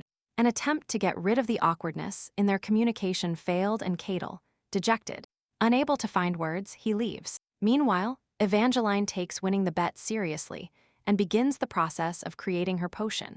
The main character plans to create a potion that no one, not even Elias himself, could create before. Having mixed all the necessary ingredients, Evangeline uses the magical power given to her by Eucalia. After the outbreak, the heroine began to examine the resulting drug, but the result should have been completely different, which is why Evangeline clutches her head. She doesn't know what to do, as before this she was fully confident in herself and even shouted at Elias, which will make such a shameful defeat even more painful. Her thoughts are suddenly interrupted by a voice from an unknown direction, calling a certain lady. Turning around, Evangeline saw that instead of a vial with her failed potion, there was a talking slime on the table, the same pinkish-red color as her potion. Along with the sadness of the upcoming defeat, the shock of the suddenly appearing monster further unsettles the heroine. No matter how cute this slug looks, Evangeline is still not happy with the appearance of a talking monster in the laboratory entrusted to Elias. It even passed away. Its name was Postal. Quite unusual for a slug, the girl was probably in shock from this situation. A talking slime. He didn't understand her indignation, because she created him herself, but she only wanted to defeat Elias and not create a monster, and suddenly Postal explained. The heroine spent all the magical gift Eucalia gave her creating it, but she also used precious dragon tears. Evangeline didn't understand what he meant, because she took common ice. She also covered half of the inscription on the bottle, which Postal had just told her about, with her hand. And then she realized what she had gotten herself into. The girl hoped they weren't very expensive. Yes, the name is cool, but you can definitely get them for sale. That's what the girl expected, until the slug told her an exorbitant price. She didn't believe his words, but he assured her that this was the price of dragon tears. Most likely it depended on their quality. One drop was worth about the same as a good villa. After these words, Evangeline panicked. What had she done, and how was she supposed to pay for it? Postal calmed her down and asked her to recover. But how could she be calm if she used all the Duke's reserves to create some kind of slime? He was a little dissatisfied with her words, because the heroine doesn't even know what this slime itself can do. Evangeline calmed down, and now she wondered what he could do. But the slime was a little shy. But he still revealed himself. He can help with anything in alchemy, because his knowledge in this area is amazing. Naturally, the heroine didn't believe him, but he said it was true because he had all her skills. So he suggested that the girl prepare a strength potion. She needed a vial, which was called the Well of Fullness. Moon. Postal asked Evangeline to put her finger on the lid. It sounded like some kind of joke, and he dictated random actions to her. But apparently it's not that simple. He asked the girl to imagine the desired result. The heroine closed her eyes and began to think, after which she had to prepare and pronounce the word unification. Evangeline did everything the slime said, and suddenly a miracle happened. Everything turned out as he said. Puzzle praised the girl and asked her to drink the potion to feel the power. And she did. Her body immediately seemed to be charged with a lot of energy, and she was full of strength. The girl immediately thought that at first it seemed to her that this was just a common slime. And ordinary, but his abilities were very extraordinary. It will be very useful to her in her alchemy studies. While looking at him, Puzzle admitted that he was embarrassed, and when she touched him, he behaved strangely. She thought about getting rid of such a strange miracle. Some time later, we meet in the same laboratory, but in which Elias is already working. Evangeline approaches the alchemist's workbench with an extremely cheerful expression on her face and offers to help him. Elias was already sick of the girl's attempts to match him in alchemy, and in general, of the fact that the main character was in his personal laboratory. Evangeline persistently asks the alchemist to give her just one last chance to show him her capabilities. Elias is so tired of Evangeline's attempts that, without persuasion or fights, he allows her to use the laboratory one last time in the hope that she will leave as soon as possible. When the alchemist turns around, Evangeline pulls out her trump card, her new pet, the slime, which helps the heroine discover what Elias needs a cure for. The principle of slime scanning turned out to be quite simple. You just need to close your eyes and imagine how you are scanning the entire body of the person whose illness you want to discover.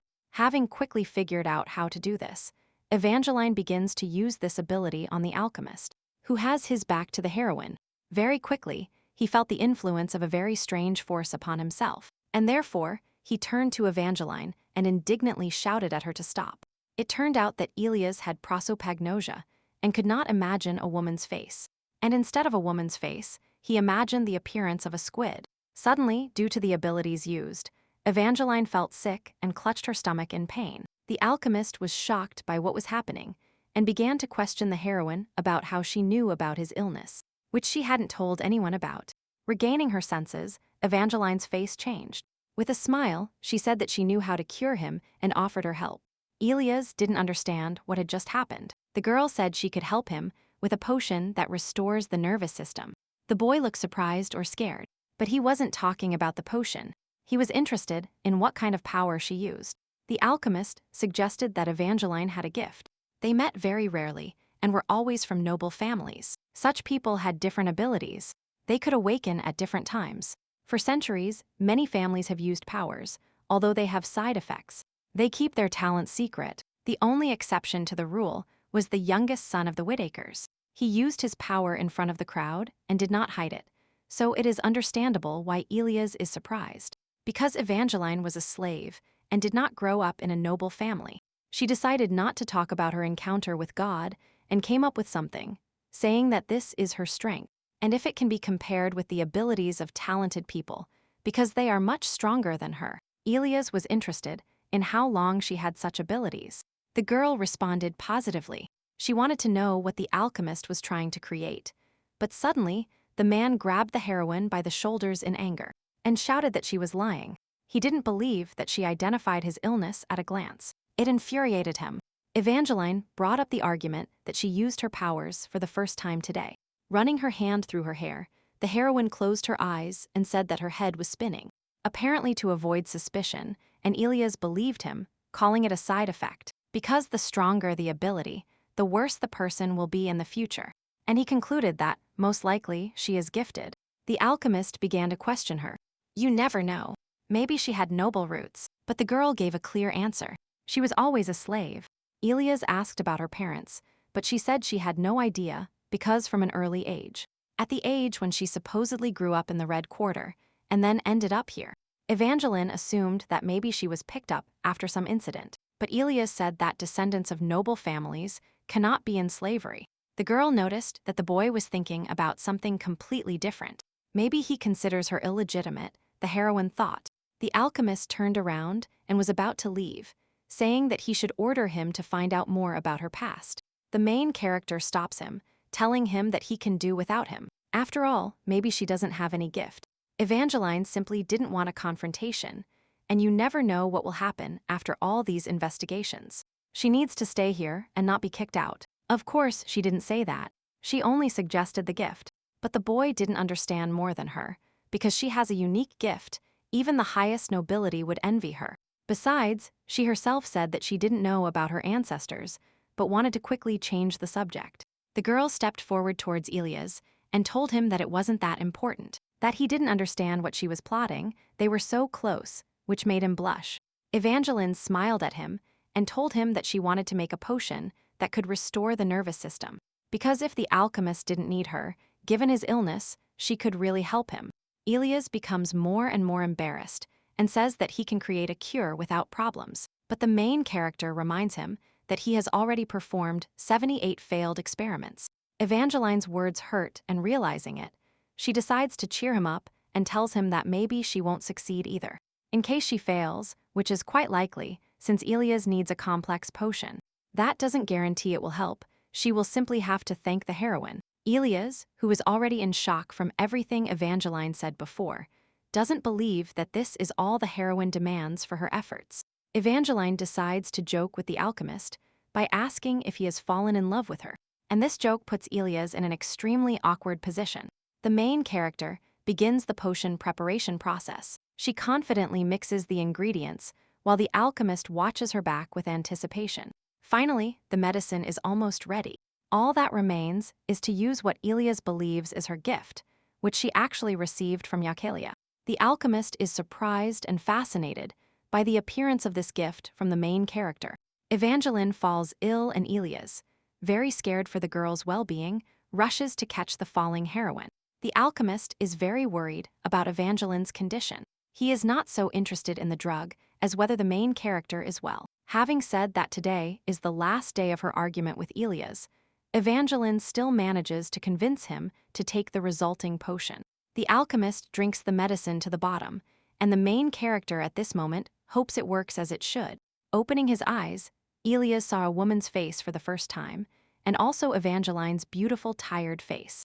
Due to so much beauty, the alchemist could do nothing but cover his face with his hand in embarrassment and freeze in front of the weakened girl. From Elias' perspective, we find out what he thinks about how annoying this girl was from the beginning, because she doesn't know how to do anything, but she is too ambitious.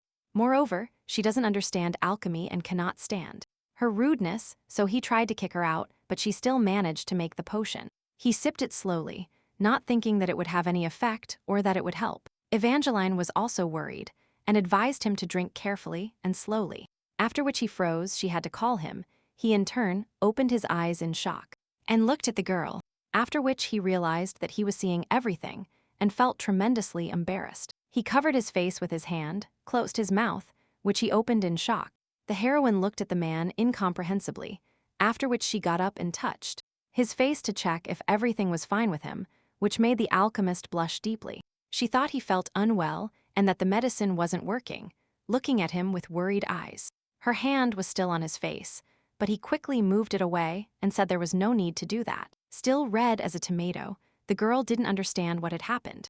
Elias started shouting at her not to get too close to him, after which he calmed down and declared that the potion worked and everything went well for Evangeline, but he said it very reluctantly. She was happy. She was interested to know if he really saw her face. The boy was still embarrassed, clearing his throat. He said that everything was like that, but the face was still not entirely clear and blurry. But in any case, this was a surprising result, said the boy, and all thanks to her. Elias didn't know how to thank her or what words to choose, but then, having composed himself, he looked away and pronounced the long-awaited thanks. Evangeline beamed with joy. She did it, she succeeded. Of course, she didn't believe what she heard, so she asked him to repeat it again and again. She realized that she turned out to be the winner of the bet. The alchemist replied affirmatively, after which he thought about what he should do. Next, after these words, Evangeline abruptly flew to the floor, losing consciousness. The boy caught her by holding her head, calling her by her name for the first time. Opening her eyes, she realized this. After all, he called her Evangeline for the first time. But Elias said that this is not something she should think about now, and that she needs to take a resistance potion upon reaching her. Turning around, the alchemist noticed that she was fainting very quickly, not reacting to anything. The girl woke up in an unusual place. There were stars around, trees grew out of nowhere, and she walked barefoot on an unusual path. She lost consciousness. Maybe it was a dream. Suddenly, a white oval cloud appeared not far from her. A bright light emanated from it. Attracting her to it, she took a step forward. Inside, she saw her family as a child. Mom, Dad, and the little heroine of her real life. The girl was incredibly happy to see them. Evangelina tried to shout to them, but in vain. She ran and ran towards the cloud, wanting to enter, making a quick run towards the cherished source of light. But she falls, and the cloud disappears into nothingness, rising above her hand. The heroine doesn't understand why she is doing this, and why she is trapped here. She knows that not everything is real. Bursting into tears, the girl realizes that she needs to get out of here. The heroine began to think that by accepting Evangeline's life, she decided to forget about her past. But even becoming part of the Duke's family, everything reminded her that she was not destined to be part of this world. After all, everyone saw the main character as a completely different person. Maybe they didn't need her at all. A familiar voice appeared, telling her to wipe away her tears. The sound appeared slowly, as if a person was approaching. And rightly so, looking up, she saw Keitel in front of her, as if he had entered her dream, and was trying to calm her, asking her not to leave him and give him a chance to explain himself. Evangeline abruptly opened her eyes, filled with tears. This time it was not a dream. A cry was immediately heard. It was Keitel calling her. He immediately asked if she recognized him, if she had regained consciousness, after which he asked her to wait a minute, and he wanted to go after the priest. The guy looked terribly excited. Evangeline gently took his shirt with her fingertips, that's all she had the strength to do now, and said that she heard his voice in a dream, asking him if he really cared about her. These words surprised the young duke. Maybe he clearly didn't expect her to hear him, let alone remember him. The boy wanted to answer something to the girl, but was immediately interrupted by a child's voice. His younger brother, who was standing with tears in his eyes, excitedly asking if Evangeline had woken up. Everyone was afraid for her, and he was very worried. Toas ran to the girl and rushed to hug her tightly, and tears of joy ran down his cheeks. The heroine hugged him back and apologized for worrying him. Brian, the head of the family, was at the door. Evangeline asked him for forgiveness, still hugging Toas. The duke's face was all red from tears, and his eyes were swollen. Apparently he cried incessantly. But now, probably out of joy, he told her that he was incredibly worried about her, because she had been lying like that for 2 whole days. The girl was surprised how much time had passed. The man said that they invited different doctors and healers, but no one could help. And everyone was nervous. The heroine once again apologized to everyone. Keitel asked everyone to calm down, because Evangeline had just regained consciousness, and they surrounded her and bombarded her with conversations and worries, and she was already in shock. The boy said not to worry, because no one would scold her. Everyone was just worried about her, but the girl was interested, which means Keitel was also worried about her. She asked him directly on the forehead, looking him in the eyes. He didn't know what to answer. His younger brother came to his aid and answered for him. Of course he was worried. Moreover, he was the most restless of all and took care of her as best he could every night. The boy blushed and asked his brother to shut up. "Whitaker, sir, remembered that Evangeline managed to create a high-level healing potion, and noted that it was incredible.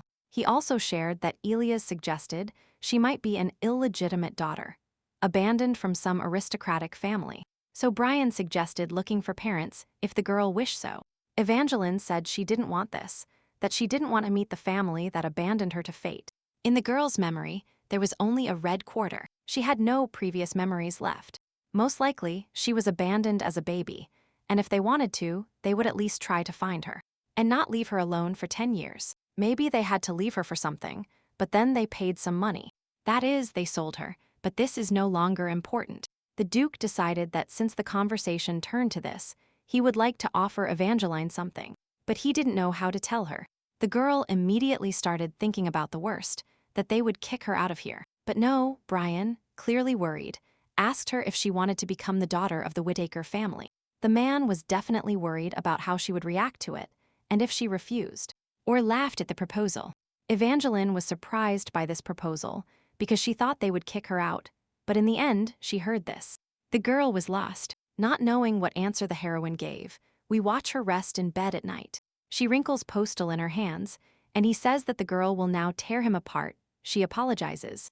She says she is too upset, and there is too many thoughts in her head, and in the end, we find out that Evangeline refused to become Brian's adopted daughter. Puzzle didn't understand her refusal. After all, she had been waiting for this for so long, but in the end she refused. The girl said she wanted to hear Catel's opinion, because without hearing his opinion, she might regret her decision. The slime didn't understand what the heroine was talking about, but she just said that he shouldn't know. Suddenly, the sound of someone's footsteps was heard. Evangeline panicked, because no one knew about Postal, quickly hiding him. She asked who was coming, warning that she would scream if the person did anything suspicious. It was Catel. He asked her not to be afraid, and asked if he could come in. The boy looked calm, even peaceful. Apparently he came to talk. They sat on the bed, lowering their heads to the floor. Catel started the conversation, apologizing and saying that he didn't want to scare her, because due to the guards his father had placed in her room, he couldn't enter normally. The girl was interested to know why he came here at night. Approaching the heroine, their hands almost touched. The boy started talking. It was clear that he started to worry. Turning in her direction, Evangeline found herself very close to Catel's face. She didn't notice when he managed to get close to her. The distance between them was very small. Looking into the girl's eyes, he admitted that he came because he was bored. The girl couldn't believe what she heard, not knowing what to answer. She just looked at him and he looked at her. But suddenly, the heroine turned sharply. Her face was offended. Why would Catel suddenly miss her? He said there was something he hadn't talked about before. And that's why he wanted to talk about it before it was too late. But Evangeline said it was already late. But the boy noticed that she was still ready to listen to him, gently brushing a strand of hair from her face. Turning around, the girl noticed the expression with which Catel was looking at her. He was very calm and didn't pressure her, but the heroine was still angry. But she was embarrassed by the situation, so she set out to listen. To him, taking her hand, the boy began to speak. He was here because he was going to say this as soon as possible. He was very happy that she woke up. He admitted that there were terrible thoughts in his head, so he regretted it very much. Getting up from the bed, he knelt in front of her and, holding out his hand, invited her for a walk to where the whole story began. Evangeline accepted his proposal. Catel took her to the glass greenhouse, where they last sat together. The girl didn't think she would ever go back there. 2 seats and 2 cups of tea were still prepared. The girl noticed that, as if someone was counting on someone's visit, she asked the boy who exactly he was waiting for here. Catel replied that he himself is already here, and all this is prepared for the one with whom he never managed to return here last time after they parted unsuccessfully.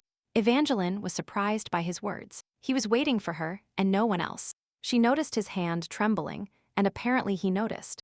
He covered it with his other hand. He couldn't tell her anything that day. He asked if she could listen to him now.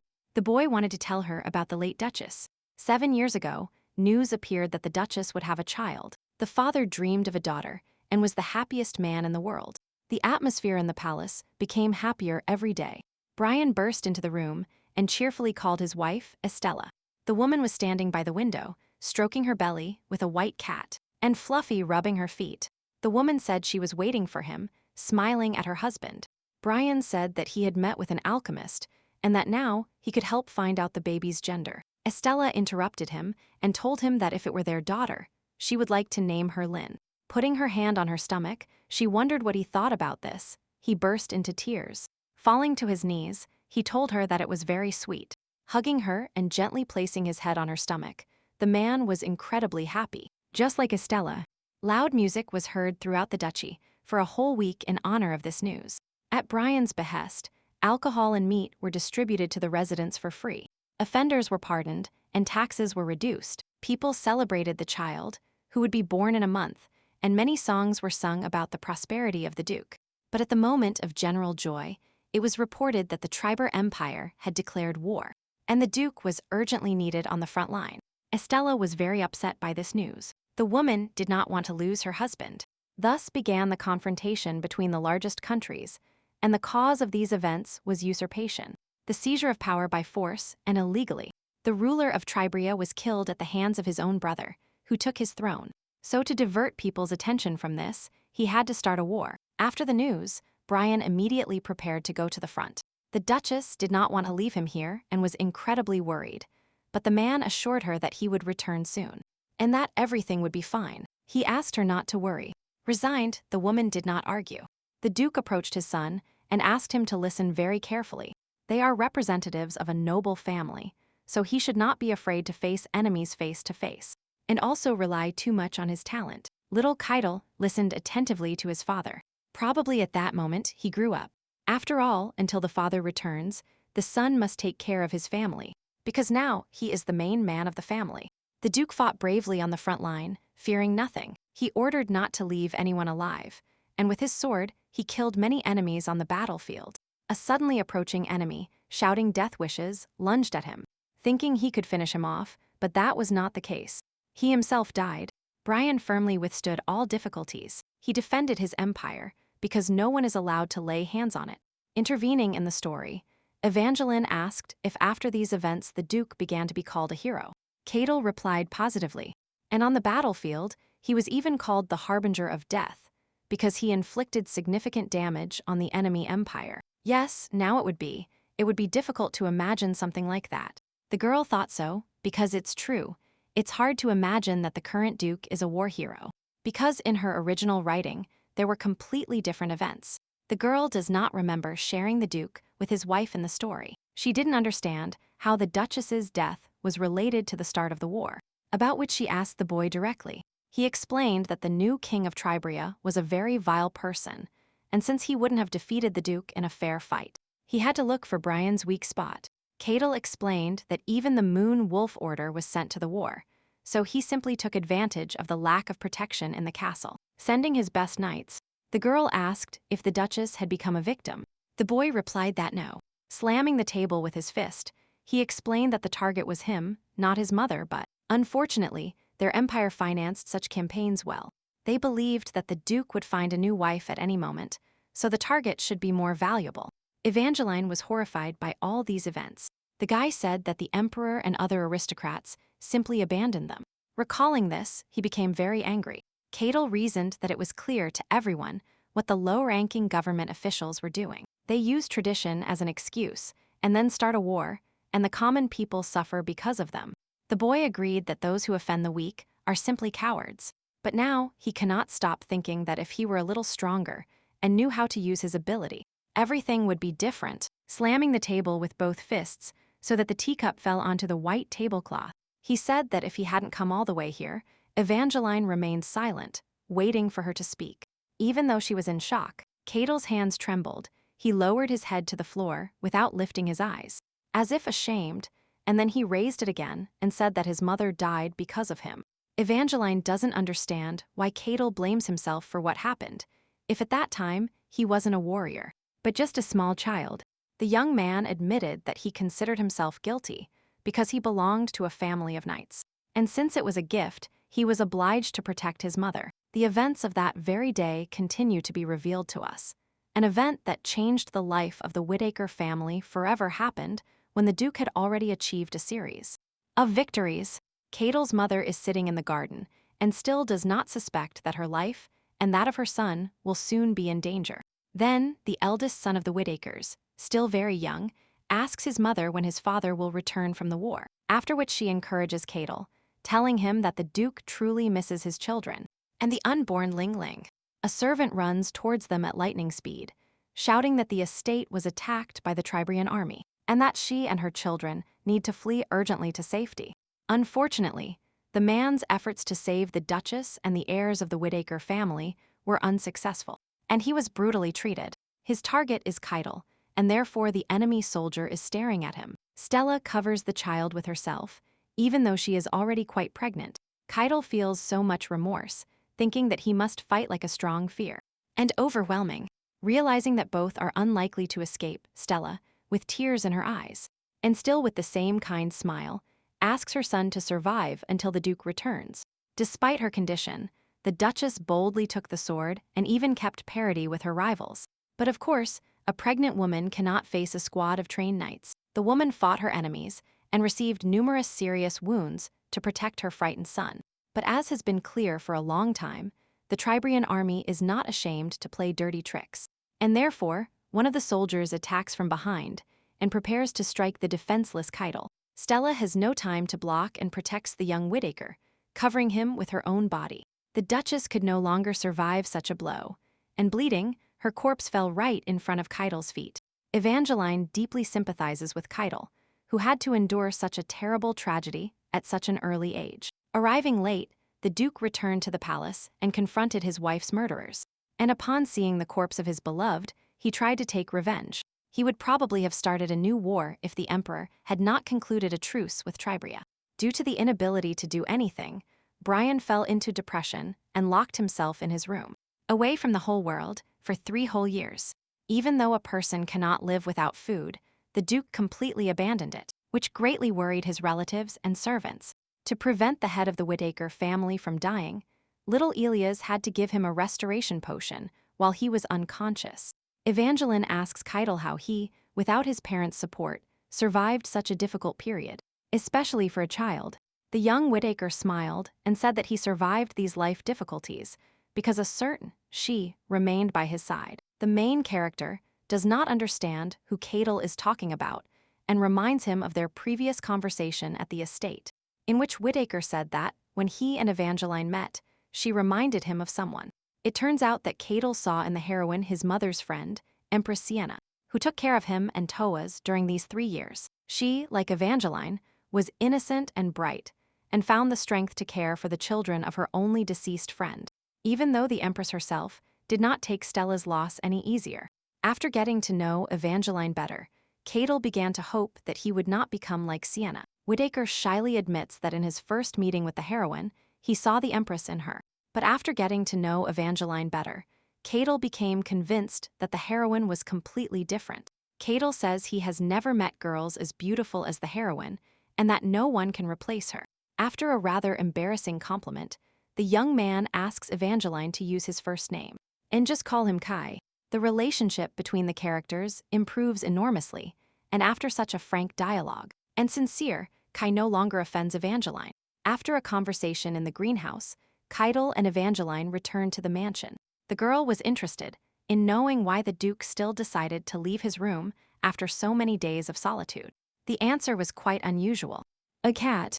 It was she who made Brian get out of bed. It went to the bedroom and lay down next to him.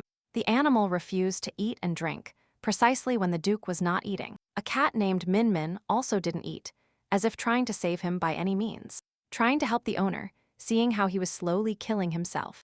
As a result, Brian had to go out so as not to kill the cat, Keitel said with a slight smile. Evangeline thought it was incredible. The boy assumed that it was as if the Duchess's soul had moved into the cat, and tried by all means to help his beloved. And now, thanks to Min Min, the Duke adores everything small and cute. Evangeline did not understand what she had to do with it. The boy explained. Apparently, his father thinks she is cute, saying she is the cutest in the world. The main character blushed like a ripe tomato and began to protest, saying that this was not the case at all. Stroking the girl's head, Keitel said she shouldn't worry so much.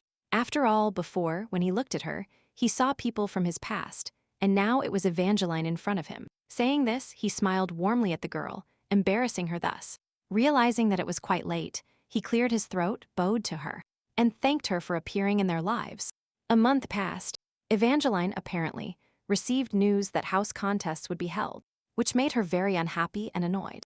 After that same walk with Cadel, her life became calmer. This encounter was enough to get rid of her fears. While reading books with Toas, walking with Cadel, and training with Postly, the girl did not expect this to happen this month.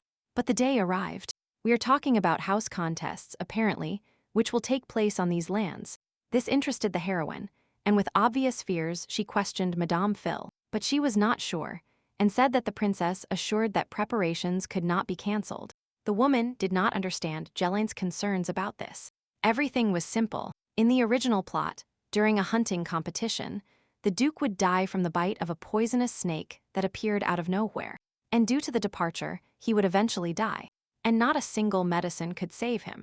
No, one might have thought that a war hero would die like this, but this was a planned assassination attempt against the Duke from the beginning, and the Emperor was behind all this. Since the Duke's reputation was higher, this caused him difficulties. The girl really hoped that the contest would be cancelled, because she could not refuse. Madame Phil explained to her that all this was because the Duke accepted the offer from the imperial family, because they promised to build a school for war orphans. The heroine realized that in this case, she had no other choice, and the princess wanted to visit the mansion, and she would arrive soon.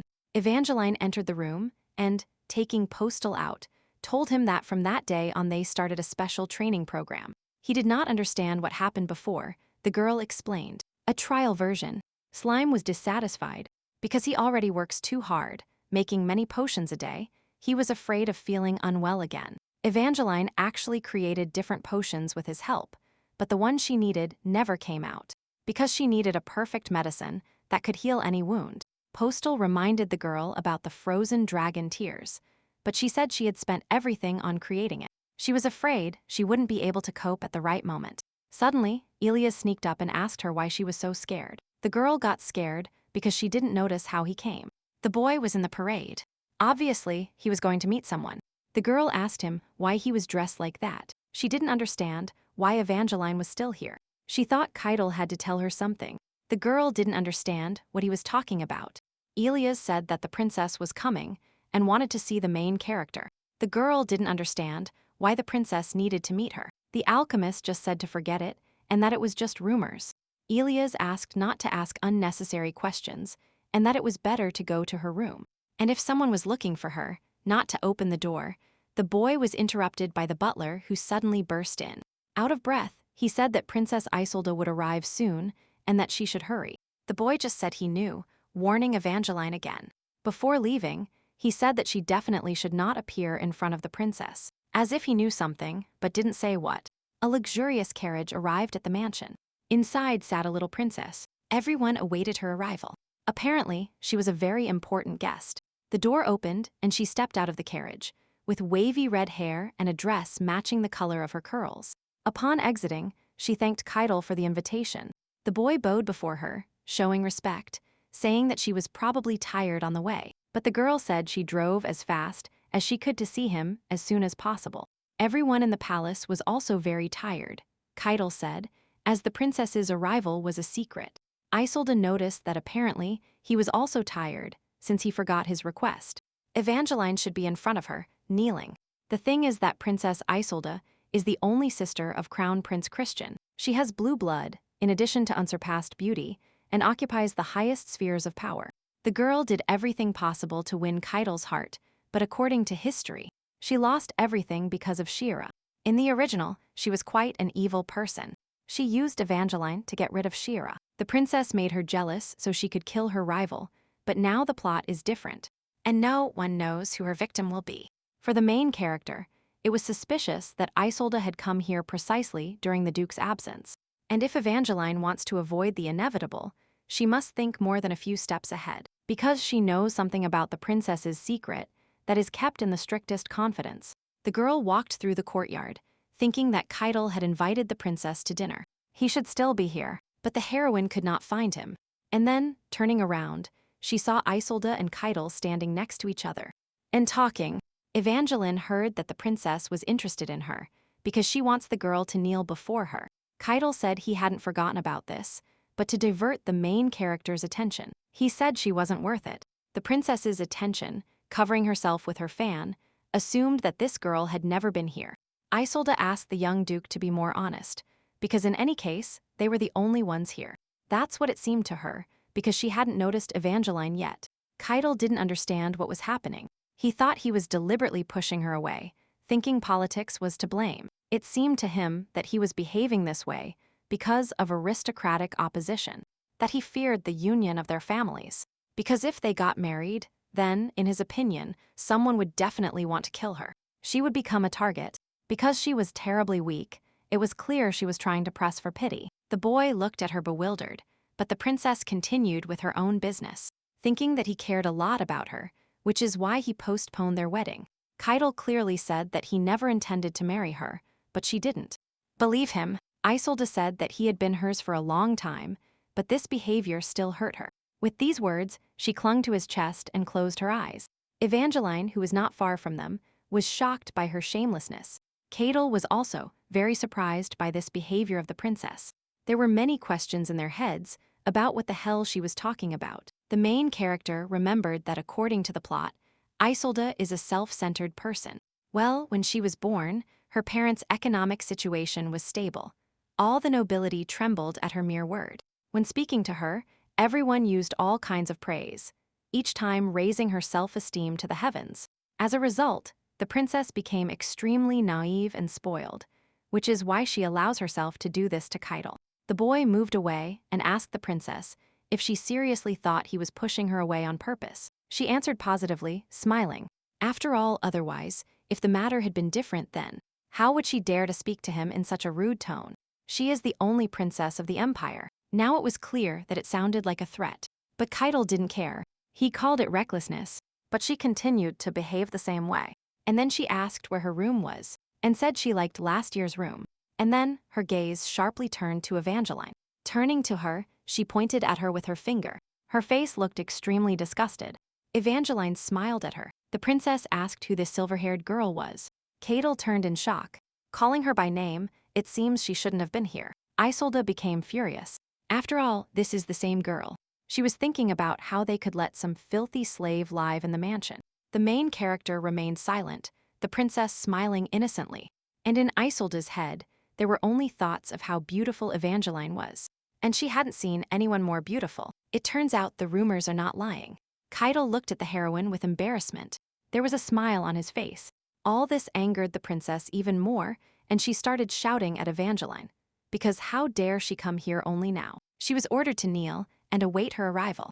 How could an insignificant slave disobey the order of the princess herself? And then Keitel stepped up, shouting even louder at Isolde.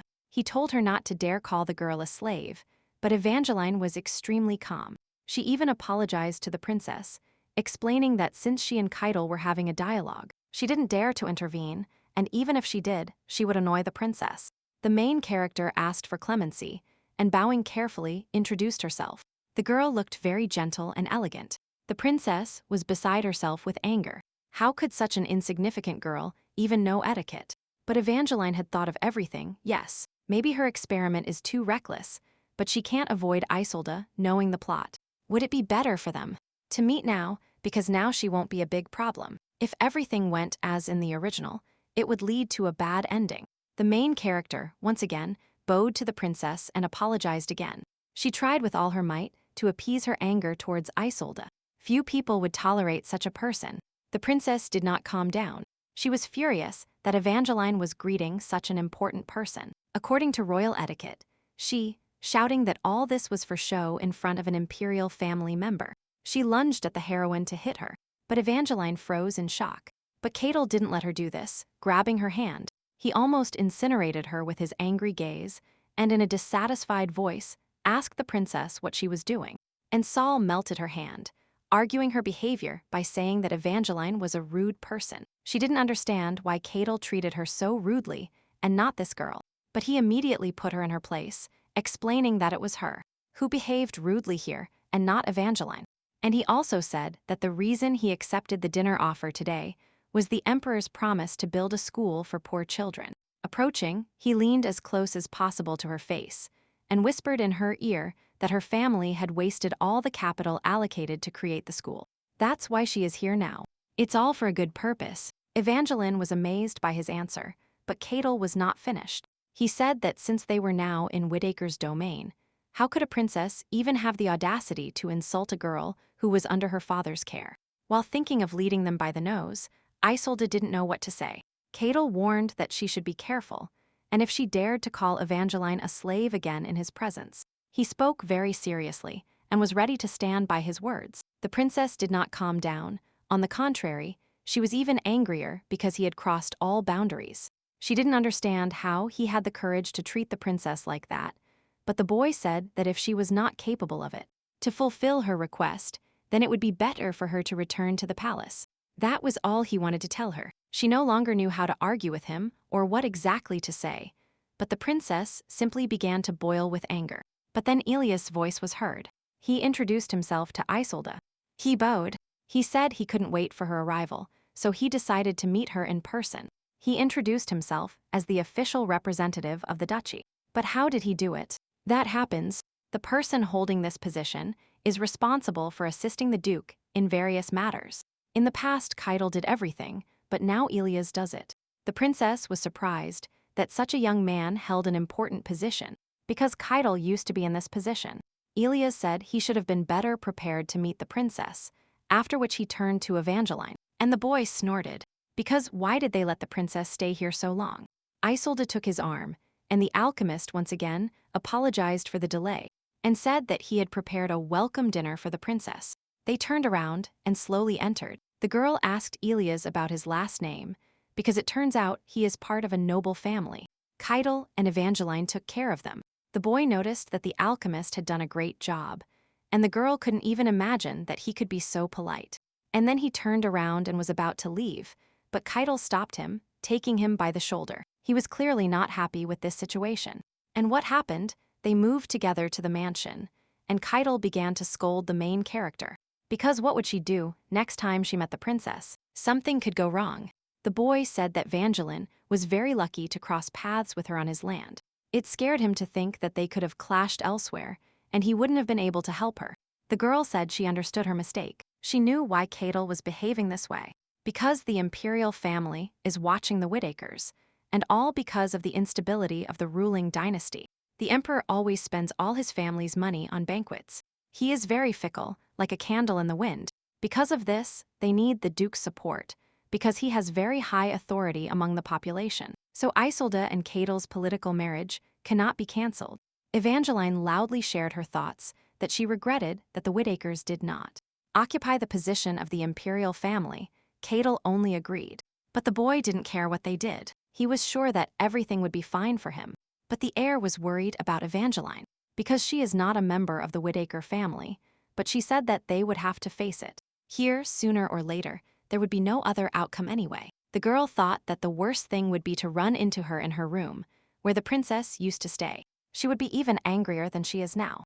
Perhaps the plan to approach Isolde failed. Cadel ran his finger over the main character's chin and apologized, because he should have tried to cancel the princess's arrival and not put her in danger. He promised that the Whittaker family would do everything possible to protect her. The boy was worried about her and wanted to do everything possible so that no one would lay a finger on Evangeline. The day before the house states, the main protagonist was lying on her bed. Talking to Postal, he told her that his hands were very rough today. She shared that everything angers her, talking about what has been happening in recent days. The princess slapped the maid because she simply sneezed. Then she thought the lemon sorbet was too sour and flipped the table. Evangeline understood that the princess was angry because of her, so she took out all her anger on others. Postal wondered if the main character would just keep watching this witch, or would she do something? Of course, she was not going to stand idly by. She wanted to put her in her place, but for now, she will have to wait until she gets tired herself. The girl really hoped that Isolde wouldn't do anything else, after which she started talking to the slime about potions. At first, she could concentrate on them. She showed Postal what she could do in the room, saying she gave them to the servants to evaluate the effect. And the potions worked.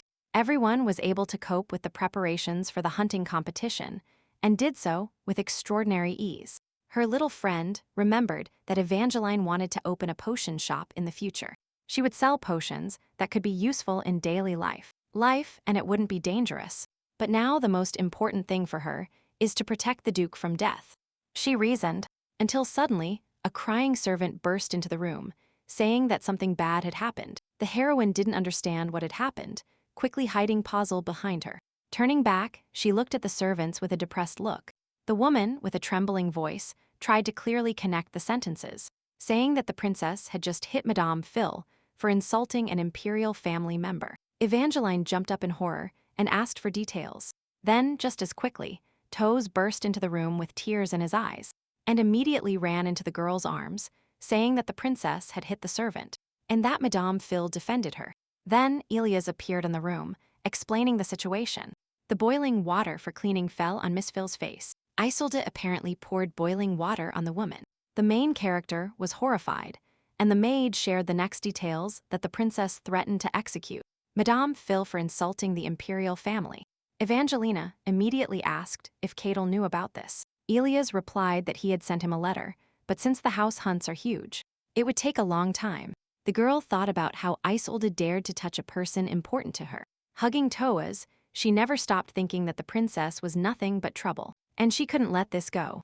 Even Evangeline would need to take advantage of Isolde's weaknesses, which she knew from the original. She would do everything possible to keep her safe. In her place, Elias said he wanted to do at least something, but the position of official representative does not provide that opportunity. The heroine said she did everything right. If she had intervened, then the war would not have been avoided. Therefore, she said that she herself would deal with this problem, because she is not a member of the Whittaker family, which favors her. Isolde sat on the sofa with her legs crossed.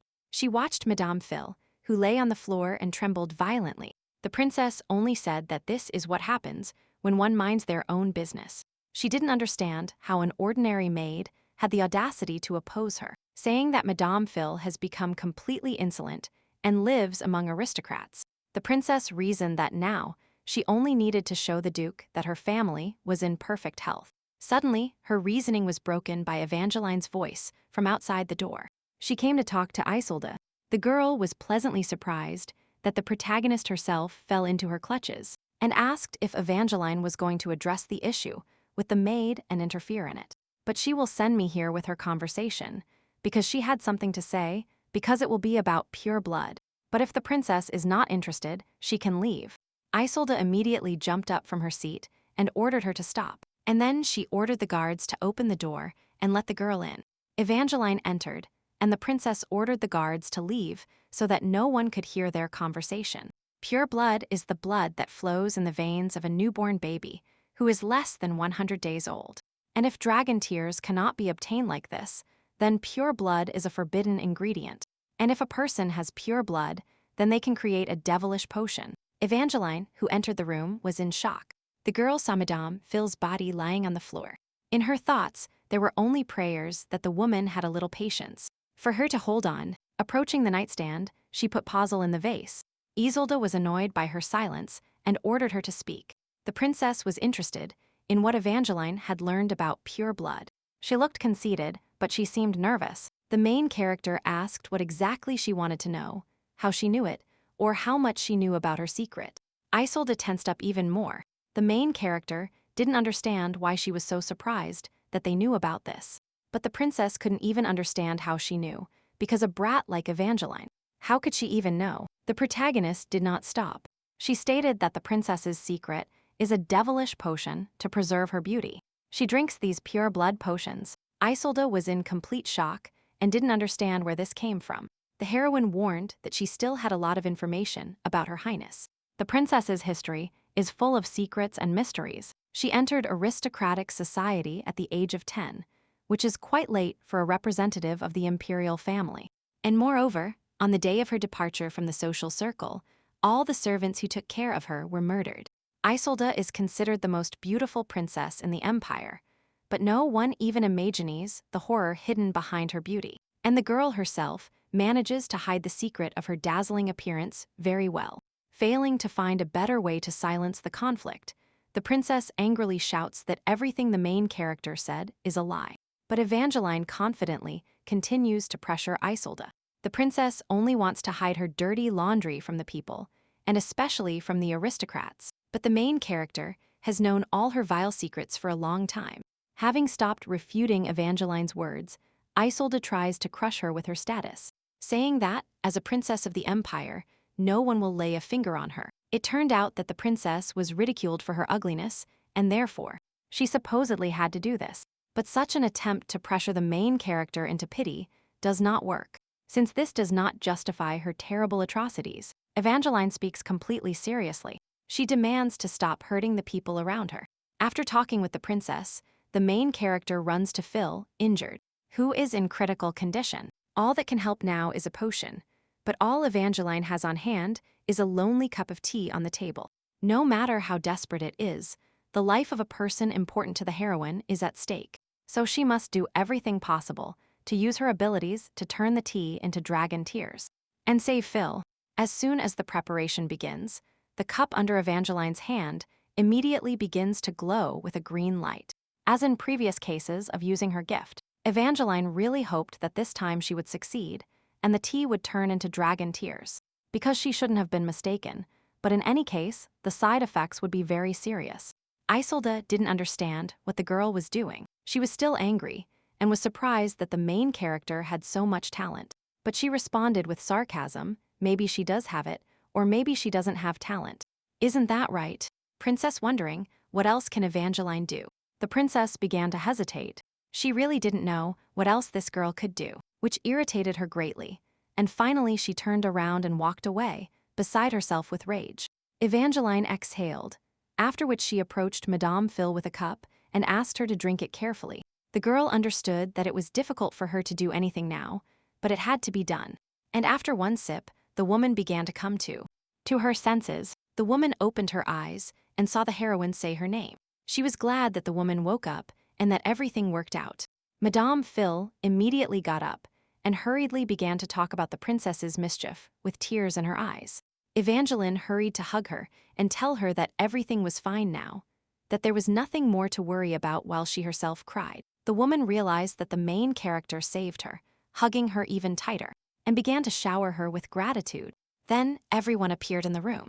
Toaz, the maid, and Elias, who had been in Evangeline's room before. The boy ran in first, and with tears in his eyes, ran into Madame Phil's arms. Everyone was madly happy that everything was fine with her, especially the main character. In the evening, the girl was sitting in the hallway near the window on the floor, hugging her legs. It was clear that she was very tired and confused, sitting alone with herself. Suddenly she was called. Lifting her head, she saw Elias. He asked her if everything was all right with her and sat down next to her. She answered with a question, asking him what he thought, if everything was fine. He said he didn't know, and noticed that the heroine's face was very pale. The boy shared that Isolde flew out of the room today, trembling with anger. He wondered what Evangelina told her in there. The girl only replied that she saved Madame Phil. He wanted to add something, but she interrupted him by saying that she was very tired today and could no longer talk about it. Elias suddenly put his hand on the girl's head and rested his head on her shoulder, which caused bewilderment in the heroine. She asked him what he was doing, to which she heard the answer. If you're tired, then you should probably lie down. To be able to rest on his shoulder, she didn't argue. She just started saying that everyone would worry and suddenly fell asleep. Elias was about to ask what would worry them when he noticed that Jelen had fallen asleep. The boy took her in his arms, carefully, trying not to wake her, saying that now he was more worried about her current state, and carried her to the room to lay her down. Suddenly, Cadel arrived in time. He didn't catch up with Elias. He only saw him leaving carrying Evangeline in his arms. Apparently he was in a hurry and wanted to talk to her, but he didn't have time. Maybe if the alchemist had. If he hadn't come, then now the girl would have been in Cadel's arms, not in his. He silently watched Elias back moving away. Maybe he wasn't satisfied with what he saw and thought something to himself, because he didn't see what happened before picking her up in his arms. The sun shone from the window, illuminating the room.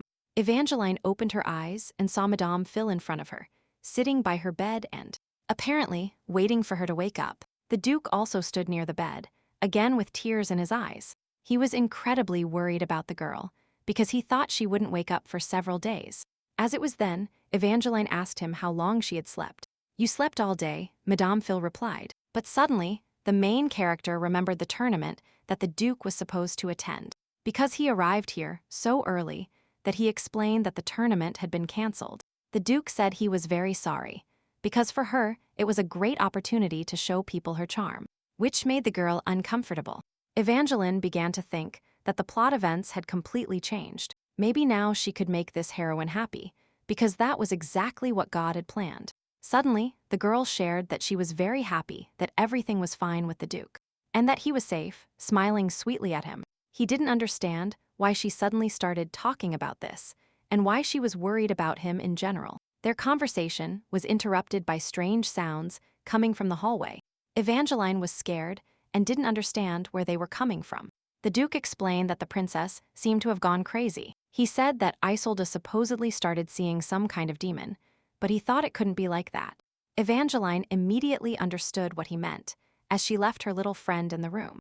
Apparently, he then returned with his lover, and was very offended by the comparison to a demon. Because he was a real demon, in her opinion, the girl didn't understand, doesn't a demon sound better than the devil? But he kept arguing the opposite. The girl didn't want to stop, so she asked Puzzle to keep teasing the princess, turning her days in the mansions into hell. But she asked him to be careful. He shouldn't let her sleep, rest, or eat. He just said to trust him.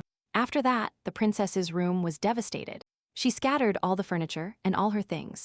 She was panicked and furious at the same time. The maids considered her crazy, and she shouted at them because they didn't believe her, postly. Scared her with sounds. Isolde was sure that the devil himself lived in the bedroom. The maid said it was better for the princess not to leave the room. She was shocked by these words. Is it really better for her to be in danger, sitting in a room with the devil himself? Did the girl just say that they looked for her? I entered the room more than once and found nothing. Isolde was furious, because she saw with her own eyes how the servants had the courage to even suggest that she was imagining it. Since the princess only went out in pajamas, the servants handed her clothes to get dressed, because she was in the corridor in plain sight. The princess really didn't like the maid telling her what to do, so she gave the girl a big slap, even though she wanted to do better for her. But she didn't care.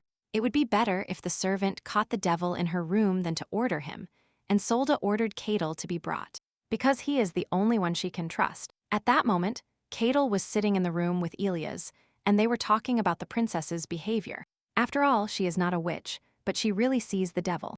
The Duke suggested holding an inquisition.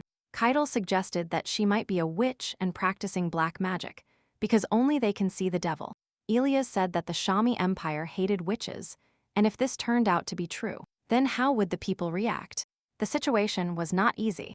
Evangeline, who suddenly appeared at the door, intervened in the conversation. She looked much better than when she woke up and seemed quite healthy. Cadel wanted to approach and ask how she felt, but he didn't have time as Elias approached the girl. First, the alchemist asked who allowed her to get out of bed, whether the Duke had given her permission to leave the room. He was probably very worried about Jelen. For Elias, this was a bit unusual, but the heroine said she was released on the condition that she would not approach the princess's room. Cadel finally got a word in and asked about the main character's health. She replied that she had slept well and felt great. Elias intervened again, saying that Evangeline really looked much better. And then Cadel realized what was happening. He suddenly asked if the alchemist could see the main character's face, because before this was prevented by the illness, and the young Duke did not know about the cure. He confirmed that she was healthy now, and since he was the first to have the opportunity to try Evangeline's healing potion, Whittaker realized that it was because of him that she tried so hard and prepared this potion. Elias was satisfied with himself, but Cadel, on the contrary, seemed annoyed and downcast. The main character had a feeling that he was jealous of him, but asked the alchemist if he had fully recovered, because last time he said that, he saw everything blurry. He confirmed, because at first it was like that, but now he sees every detail on her face, and he can perfectly see her purple hair, her long eyelashes, and her cute nose. After which he said that everyone who calls her beautiful is not mistaken, thus embarrassing the girl to the point of horror. But Elias shared that he only sees her face so well and cannot see the features of others. Evangeline wanted to say something, when suddenly Isolde's scream was heard throughout the mansion, demanding that Cadel come to her. The enraged princess calls Cadel, and therefore the three of them, unfortunately, will have to interrupt the conversation, and it is better that Evangeline does not attract Isolde's attention. Before leaving, the main character asks the young Whittaker to give the princess a healing potion, and adds that when she drinks it, everything in her behavior will definitely change. Cadel agrees.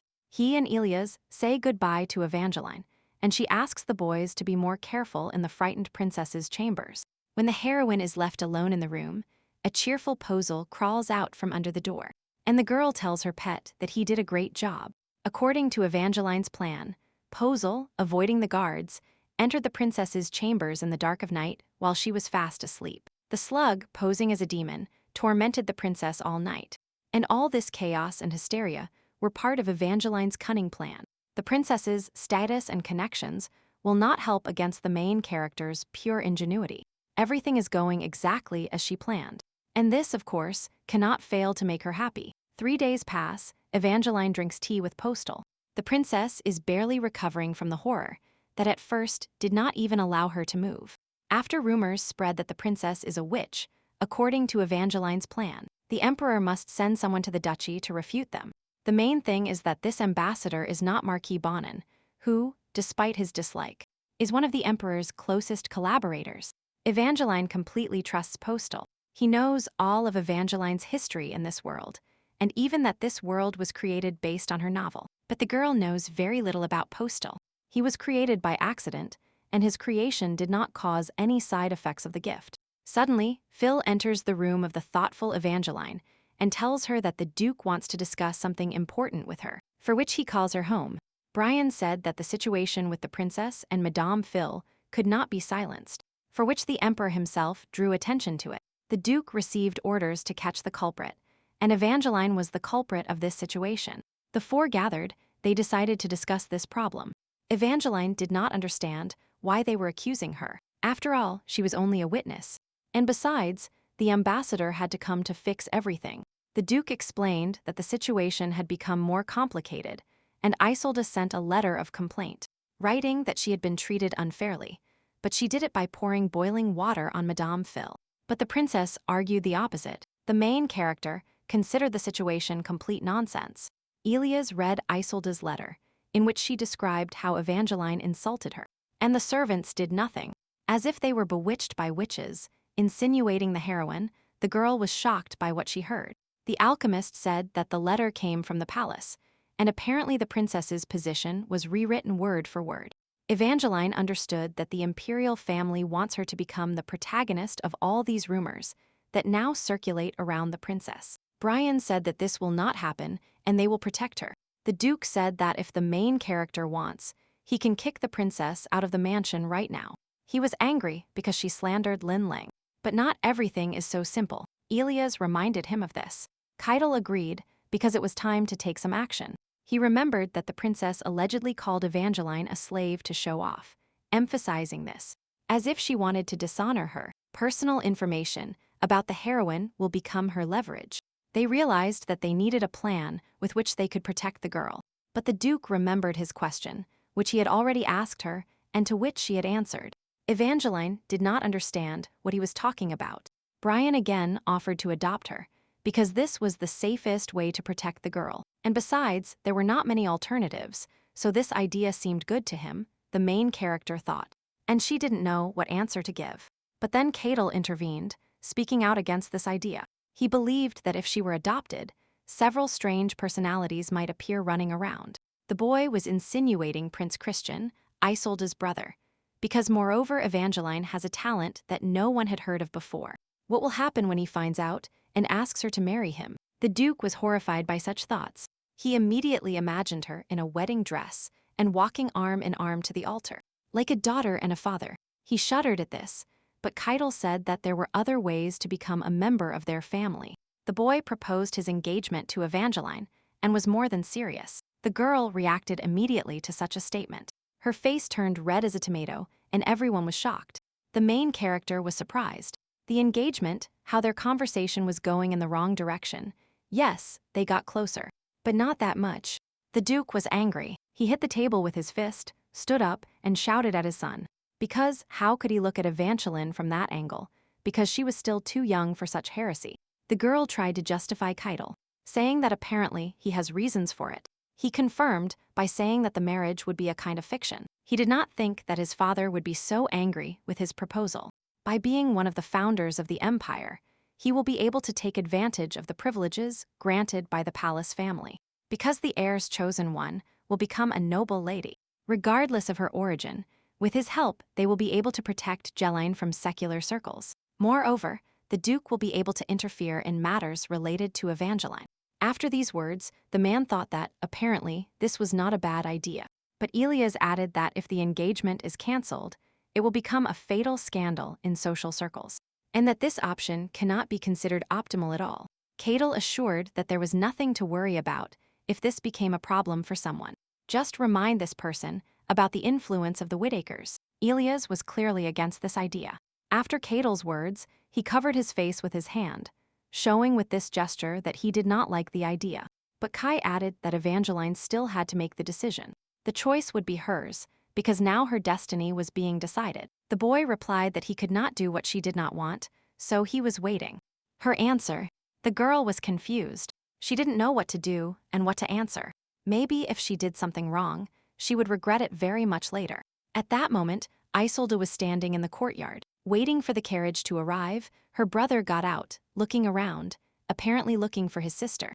The girl called him. The princess ran to him and he lifted her in the air, spinning her a little, greeting his sister. He asked her if she felt better. The girl said she was more worried about her brother, because he was probably very tired. Christian did not understand how he could not come if his sister was not well, because he could not find a place for himself. Upon learning that she was not well, the prince asked her not to get sick, because His Majesty was also worried. Then Cadel arrived on time. He was very surprised that Christian turned out to be the palace envoy. The prince greeted him by saying that it had been a long time since they had seen each other. The boy did not answer anything to this, only asked, why had he come if he was supposed to be outside the empire due to a diplomatic conflict? Christian said that he himself asked to Geo. Upon learning that the king wanted to send a man, he had long wanted to see his best friend. Speaking of Cadel, and besides he was worried about his sister, the young duke just snorted in disgust, calling the prince a barrel in the plug. But he promised to simply check the facts. Cadel said that first he would introduce him to the person related to this situation. Evangeline was behind him. Approaching, the Duke introduced the girl as a future bride. Evangeline, coming out from behind Whittaker in a beautiful dress, greets Isolde and her brother according to all the rules of aristocratic etiquette. Christian did not expect such a turn of events, so his face expresses slight surprise, while in Isolde's eyes one can clearly see total incomprehension and despair. Evangeline decided to accept a fictitious marriage with Cadel because pangs of conscience were awakening in her, since she was indirectly involved in the horrors occurring in the Empire, and therefore, in the princess's exploits. Yacalia created this world based on the scenarios of her novel, and therefore, the heroine wants to take responsibility for everything that happens in it. The appearance of a bride for the average Whittaker will greatly reduce Isolde's support and strengthen Evangeline's capabilities, and therefore, this is a necessary move to fight the princess. Isolde is unwilling to endure this. She believes that Cadel's words are complete nonsense, said by him to reject her. She repeats her insult again, arrogantly calling the main character a slave, and pointing her finger at her. Whittaker stands firm, standing in front of the heroine. He says that his wedding with Evangeline will definitely take place, and Isolde will not be able to influence their engagement in any way. Christian helps calm the angry princess. He asks his sister to calm down, hugs her, and gives Isolde his scarlet military cloak. The prince very quickly diffused the conflict. After the fight ended, he says he was hungry and offers to have dinner before Cadel tells him about his fiancée. Christian and Cadel have a calm and friendly conversation on the way, which reassures Evangeline, since it is possible to reach an agreement with the prince. Unlike his sister, we move to the dining room, where Isolde and her brother, as well as Evangeline and her fiancé, are sitting at a table set at a rather modest price for aristocrats like the Whittakers. Christian mentions his favorite place on the entire estate, the glass greenhouse, where he and Cadel played together as children. Whittaker asks how the Empress is, to which the prince replies that she is fine. And to change the subject, he asks Cadel to introduce Evangeline to him. It is surprising that such a young man, who previously paid almost no attention to girls and rejected many aristocrats, suddenly decided to get engaged. Trying to get out of the situation, Evangeline lied by saying that, after their first meeting, she tried with great effort to attract Cadel's attention, but it turned out that it was precisely those efforts that Whittaker liked the least. To save himself and the main character, Cadel ignites the romance and says that Evangeline's eyes instantly bewitched his soul. Isolde is afraid to say a word contrary to her brother's opinion, who also finds the main character attractive. So she agrees with him when he says that one cannot fail to agree that Evangeline is beautiful. After dinner, the next day the trial begins, whose judge is Christian, and the jury is also made up of representatives of the aristocracy. After waiting for her turn, Isolde presents her brother with a fictitious point of view in which the main character is shown in the worst light. For some reason unknown to the princess, for some reason everyone on the estate supported Evangeline. Pretending to be a victim and putting on an expression of sadness, Isolde says that no one would listen to her, since everyone was on the main character's side. The jury attentively listens to an invented story from a letter the princess sent to the imperial family's house. Isolde's version does not match the version of the estate's witnesses at all. According to her version, the princess, without good reason, poured boiling water on the maid, causing her burns. Clearly preparing for this question, the princess asks a counter-question. Since she poured boiling water on the old woman, where are the burns? Isolde's argument sounds confident and quite convincing, which is why the jury also begins to doubt the witness's words. When it was Evangeline's turn to testify, she said that the princess's words were a complete lie. And then she told how everything really happened.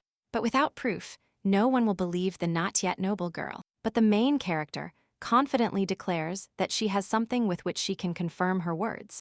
But Evangeline claimed that she had evidence and could provide it. The prince's emotions did not change, as if he had expected this. Christian asked her if she was sure she could prove her innocence. The girl gave a positive answer, but before that she said she wanted to ask for something. If it turns out that she is innocent, the princess should apologize to her. Isolde was surprised by this request, because she knew the whole truth. She really did not want to apologize. The prince was considering this request. Without thinking twice, he accepted and said that he would contribute to this if the main character was innocent. But the evidence was still not enough. The man believed, and at that moment a tray with liquids was brought to Evangeline. She asked to pay attention to the flasks. The main character said that when two potions are combined, one can see the past.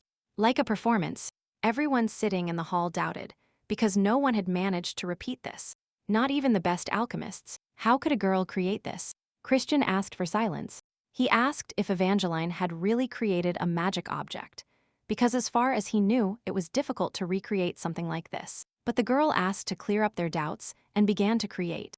The main secret is that she will add postlogy to it, because with its help, she creates her unusual potions. He will definitely not let her down.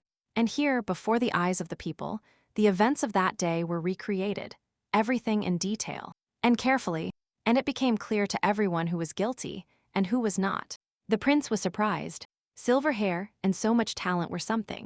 Isolde was also surprised, because she already thought she had gotten away with everything, and then she started to get nervous. Elias and Keitel are shocked, because the girl just recreated a magic device that produces preserved past. No one could have thought they would see this live. The Duke was very proud of Evangeline. The girl, realizing that victory was hers, asked the prince if she could get an apology from the princess now. Christian realized that his sister was to blame. Therefore, he ordered her to apologize to Evangeline, but Isolde clearly had no intention of doing so. Believing that it was unfair, she shouted and did not understand how some slave could create a magic device that the great alchemist Elias could not make. The prince interrupted her. After all, the testimony of the eyewitnesses matches the image we just saw, which cannot be said about the princess's words. The girl was indignant. Does she really want to see her sister bow her head in front of the slave, the prince? He said it was an order and it should be obeyed. Isolde had a different opinion and said she would not do this, because the brother himself said that it was necessary to preserve the pride of the imperial family. Here Evangeline intervened. She herself demanded a sincere apology. The princess was furious and called her an unpleasant child. The main character remembered Isolde's secret and pressed on the sore spot, saying that she could tell about the devil's potion that beautifies her. The princess fell silent. Evangeline warned that if she apologized like that, she could avoid trouble in the future. The princess trembled with anger. She did not understand how they dared to blackmail her. The main character understood that since she did not want to, she could tell everyone about it. Isolde interrupted her and said she would destroy her. Then Kaid intervened, saying he couldn't stand it anymore. Not only did the princess refuse to apologize, but she also dared to send curses to his fiancé. Isolde's voice immediately trembled. She got nervous. Christian covered the princess with himself. He said that he needed to be given time. He was clearly worried about his sister. The Duke was angry, because he is covering for her only because she is his younger sister. But he is here as an ambassador, and must act according to the law. Christian asked him not to forget, although they are friends, they are a prince and a princess, but Cadella is not worried enough. But the prince said that the boy should understand what he meant. The Duke suggested that yes. Now he could turn a blind eye to this, but what will happen then? What will he do if the princess mocks his fiancé and hides behind her status? Cadel asked to resolve this problem for the future, offering to choose whether the prince would remain his friend, or he would rule as crown prince, but he replied that he was indeed his friend. But nevertheless, he, being the prince of the empire, was not going to remain silent. He did not like that his status was not respected and not treated as it should be. Christian asked Cadel to show respect to the imperial family. Isolde remained silent behind her brother at that moment, afraid to say a word. The Duke agreed and called the prince not by his name, but with respect. His Highness, Evangeline, was surprised and did not understand what was happening. The prince sighed. He could not understand why Cadel did not understand his situation. Kai, taking the main character by the shoulder, brought her closer, saying that following his Highness's order, he wanted his fiancée to receive a sincere apology from the princess. The prince nodded and said that he respected his choice. Christian again ordered Isolde to apologize to Evangeline. She got nervous because she thought she would avoid this. The princess again tried to argue, but he said that the princess should be responsible for her actions, for which she should follow the order. She trembled, felt humiliated. Tears appeared in my eyes. Evangeline was waiting for an apology. The princess, stuttering very slowly, as if chewing every word, tried to get these unfortunate apologies out of herself. It was very difficult for her, but without finishing, she suddenly fell silent. The princess fainted, maybe from nerves or maybe on purpose, so as not to apologize. Because she is unlikely to ever apologize to anyone, the prince caught her. All the people in the hall were shocked by what happened. The Duke and Elias just sighed, because there was no apology. Kaid invited Evangeline out. Taking her by the elbow, he led the girl away, looking back. He saw that Christian was looking at her. He did not know then that meeting Prince Christian would change her life. Madame Phil told Evangeline about the rumors that arose after the whole conflict. They say that Cadel put a sword to the crown prince. That's right, not for nothing, is the young duke called the rabid dog of the empire. Evangeline tensed up because the rumors spread so fast. 2 weeks have passed since the departure of the prince and princess, and the news about the conflict between Cadel and Christian excited the entire empire, and the rumors still continue. And Madame Phil told Evangeline that they say the cause of the conflict is the main character. As if they were not shared, the girl was surprised by what she heard, because now everyone would only talk about this. And the rumors had already spread widely through the commercial streets. And they talked about how His Highness and the young master organized a duel to win Evangeline's love. And as a result, Cadel won. In the end, the prince could not accept this and broke off his friendship. Jeline considered this nonsense because Christian was never interested in her, in her opinion, but Madame Phil said that the prince's supposed subordinate walked around the duchy and asked about the heroine, so His Highness's interest is an indisputable fact. Then Evangeline remembered, because he said something about her when she showed moments from the past, but she still doesn't understand anything. Madame Phil noted that it was good that the princess did not make any scandal about the engagement, and she would not want to interfere with them in any way. One never knows what she had in her head. After all, people also say that the princess bowed her head to Evangeline, and others say that Isolde knelt and kissed her feet. Very scary tales run through the empire. Apparently, this indicates the interest of the aristocrats in the heroine. She received a whole mountain of letters with invitations. Therefore, Phil thinks, why not meet the expectations of the people? She borrowed 3 catalogs from various boutiques and wants to go shopping with the girl. Evangeline begs for mercy on the game, because all week she only tried on dresses. But then they were choosing an outfit for the engagement, and now they need an outfit for the reception. Without waiting for the girl's answer, the woman took her hand and dragged her shopping to choose a new outfit. 1 week before the engagement, Elias, Evangeline, and Cadel inspected the hall to see if it was ready for the ceremony. The girl was delighted with the beauty of the hall. It looked even more luxurious than she had imagined.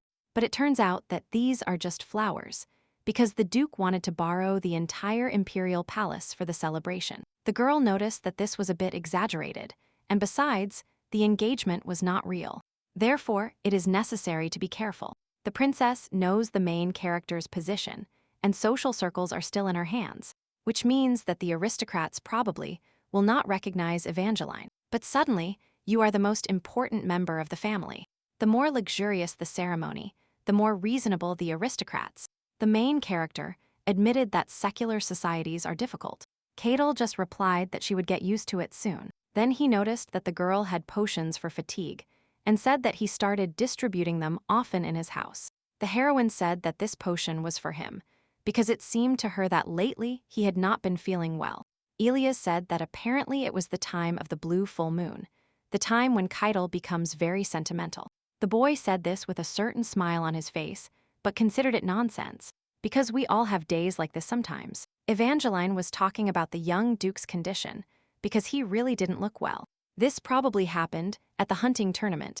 There was also a blue full moon in the sky. In this world, people divide the full moon into two types, namely the great blue moon, which appears in the world 5 times a year, and the ordinary white moon. But the girl was interested in how the moon relates to Cadel's condition. Elias intervened in her thought process, asking if she had brought a potion for him. The main character said that there was one for him too, saying that she had added new functions, asking if he also saw all the girls with her face or not. The boy replied that no. Evangeline asked if everything was back to normal, to which she received a vague answer.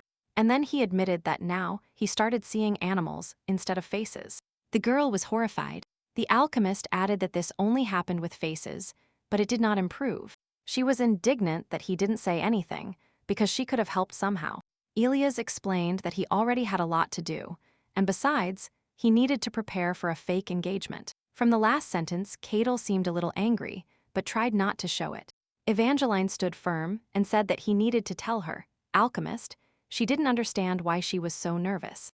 The girl said that he should understand. She is practically his doctor. Elias brought his hand to Evangeline's head and wanted to stroke her hair, saying that he really liked this sense of responsibility in her. But Cadel interrupted him, suggesting that Evangeline go to her father, because he was checking his gifts, and he hadn't slept for the second night. The girl immediately turned around and said that she needed to take a potion for him too. While Elias watched her retreating back, the boy looked at Cadel, carefully studied Evangeline and smiled. There was a slight blush visible on his cheeks. He realized that Cadel was holding him back. He didn't want him to touch the main character. Upon arriving in the room with the gifts, Evangeline and Cadel saw the Duke, who was sitting next to the gifts, and he called everything tasteless, and called the diamond necklace small pieces of glass. He was not satisfied with the gifts, but when he heard the girl's voice, he immediately became kinder. The main character expressed concern, and said that he already has many worries, and he sits and sorts all the gifts alone. She suggested checking the rest herself and letting the Duke rest. He didn't want this, but the girl had to push him out of the gifts so she could do this. The Duke himself, sitting on the sofa, told her to open only those whose addresses were reliable, and she began to open the first gift. Upon opening the lid, she was horrified. The Duke immediately sensed that something was wrong and jumped from his seat, running towards her. The girl fell to the floor as a snake crawled over her. The man advised her not to move, because the snake was poisonous. But the snake finally lunged at Evangeline, and the Duke, apparently wanting to cover the girl, ran forward, blocking her way with his hand. The protagonist immediately covered her face with her hands and closed her eyes, waiting for a snake attack, but it didn't come. She opened her eyes. The girl saw that the Duke was sitting in front of her, and the snake bit his hand. He sacrificed himself to save Evangeline. She immediately rushed to know if everything was all right with him. The man was scared, it's clear. He really didn't give an answer. He was only interested in whether she was unharmed. Hearing the noise, a frightened servant immediately ran into the room to help the Duke. And Evangeline, the man grabbed the snake and pulled it off his hand. Hans, seeing this, panicked, after which he said that they would immediately call the blind man. And now it was necessary to examine the hand. The Duke was not worried about himself. He was worried about Evangeline, who was scared for him. He stroked her head and at the same time the girl had tears running down her cheeks. Crying, she said that there was no need to worry about her, because she was safe, and his lordship was just bitten by a poisonous snake. She blamed herself a lot for what happened. Finding strength, the man smiled at the main one, character trying to calm her down, telling her that it was not her fault. He was not surprised by such an incident, because he expected something like this after the news of the engagement. The Duke smiled at Evangeline and asked for forgiveness. She looked at him surprised. There were tears in her eyes. She felt very guilty towards the man. She understood that he checked the gifts for danger. The Duke spent 2 days and 2 nights on this, and he did all this for the sake of the main character. Suddenly, Brian began to cough up blood, and then he fell to his knees, apparently from weakness. He was pale and sweat was running down his face. The man understood that the snake was not entirely simple. After these words, he fainted, which scared everyone nearby. The servants moved the Duke to the sofa. He breathed heavily and quickly. Evangeline touched his forehead. The man had a high fever. Hans did not know what to do, because death would not come soon and time was running out. He suggested that the main character try to help the Duke, because the last time she cured Madame Phil. The girl looked at the man and considered the offer. It is true, after that incident, she began to practice more potions, so she should have been able to cope with the snake venom. The girl was serious. Evangeline placed her hand on the Duke's hand. First, she needed to check his condition. Then she needed to understand what kind of poison they were dealing with. But it was not so simple. The girl felt traces of alchemy in the poison, and the composition of the poison matches what is described in the original version. The man looked completely weak. He had chapped lips. His face was pale. The girl realized that she had to hurry. If she stood idly by, everything would end badly, so she urgently needed to make a potion. Evangeline started working, and she had no room for error. She needed to do everything quickly and correctly, mixing dragon's tears, water from the full moon light well, and millennial dew, which was purified by the elves, and combining all this, she obtained a potion. Immediately after, all the ingredients reacted with each other. In addition, the room was filled with a bright light that even came out of the mansion windows. After this, Evangeline immediately felt uneasy. She leaned over the bowl. The butler immediately approached her, worried about her condition. The girl asked him to give the Duke a drink of the potion she had just made. Hans carefully gave Brian the magical liquid to drink, while Evangeline sat next to them and waited for at least some reaction. There was no need to wait long. The result was immediately visible. The Duke's face seemed to bloom. His breathing returned to normal. He looked much healthier than a few minutes ago. Evangeline exhaled calmly, but having no time to rejoice, she herself fainted from powerlessness after creating the potion. Hans immediately ran to her. After the Duke was given the drug, 4 days passed. Elias, Keitel, and Evangeline sat in his room at the table and discussed what had happened. They were afraid that the Duke would never wake up again, because since that moment, he never woke up again. The girl blamed herself. Elias tried to cheer her up by telling her that they didn't even know what kind of poison the snake had, but she still managed to neutralize it. But the main character was still worried. She couldn't get rid of the feeling of guilt. The alchemist tried to convey to her that his lordship was putting all his efforts into recovering, and that he would soon regain consciousness. Keitel, covering his hand with his, supported Elias and told him that it was better for Evangeline to rest, because yesterday she didn't sleep a wink. In fact, the girl thought she would soon collapse from powerlessness, but she couldn't afford to rest at that moment. She thought that everything happened thanks to her. According to her story, the Duke was a secondary character, and a couple of lines were written about him. He died before the others, so that Keitel could quickly become a young Duke. But the man Evangeline saw in this world is different. Duke, a living person, with his own traits and character, which she couldn't even think of. The main character thought that she saved him during the home festival, but that was not the case. Suddenly, the Duke began to cough. The boys immediately ran to his bed to help him. He looked bad, as if he was suffocating, and was covered in sweat. Evangeline did not understand why he did not feel better, since the potion seemed to neutralize the poison. Elias decided to give him a little more of the drug the heroine made to relieve the symptoms. The alchemist gave the man a little to drink, but he immediately started spitting everything out, as if he did not perceive it. Evangeline panicked. The thought that this was the end, and everything would end in the worst way, scared her. But this could not be allowed. She had one last hope. The girl asked Keitel, who was sitting near her father with tears in her eyes, and fearing for her life, that he would leave him and Evangeline in peace, because she had a plan that would help the Duke. The boy only said he trusted her and walked away. The main protagonist began to say out loud that she knew God was watching everything here and seeing everything that was happening, so she shouted his name out loud, asking him to appear before her. This was her last chance. Suddenly, the pocket of the protagonist's dress, where her handmade postal slime lay, began to shine brightly. Suddenly, instead of the slug sitting there, a small man with green hair jumps out of it. It turned out to be summoned by Evangeline Yakelia. The girl did not expect such an appearance, so she asked the reduced god how he ended up in her pocket.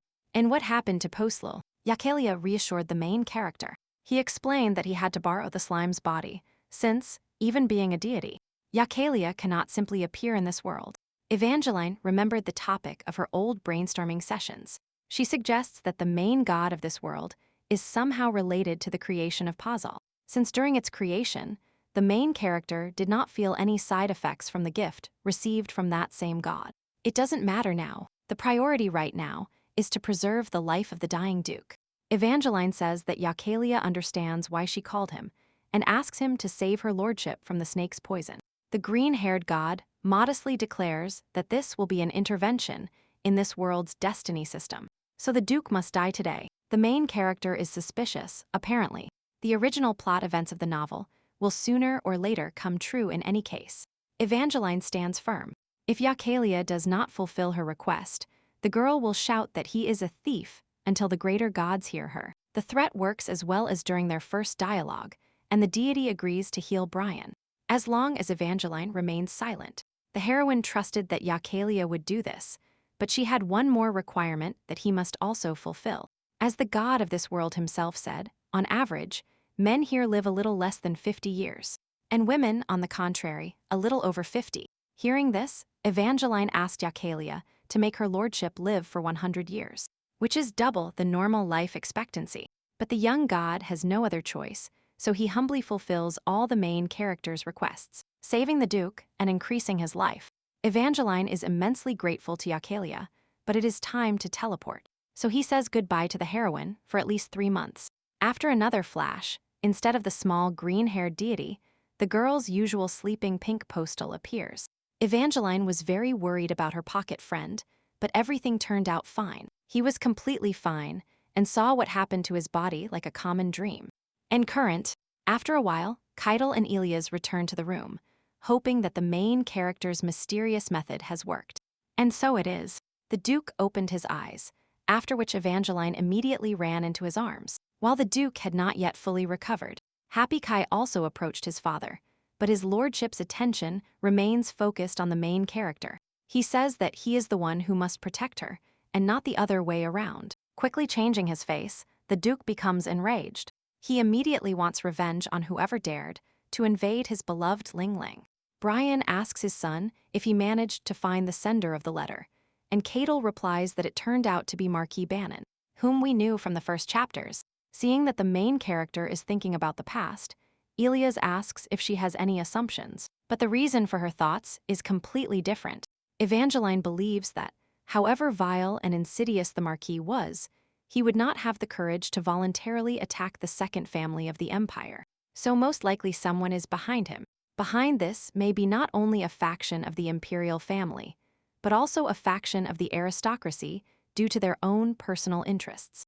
In secular society, not everyone is happy with the current ruling family, but the Duke enjoys great respect among the aristocrats and is more suitable for the role of emperor than anyone. Moreover, the conflict between Keitel and Christian could serve as a good catalyst for the enmity of the imperial family. And the Whittaker family, the nobility could have committed such an atrocity, and then blame the emperor and use it as a motive for a real coup d'etat. Suddenly, a deathly silence fell in the room, and everyone turned in surprise towards the main character, who was embarrassed by such a sudden pause in the dialogue. The Duke was speechless at such insight and intelligence from his eldest son's fiancée.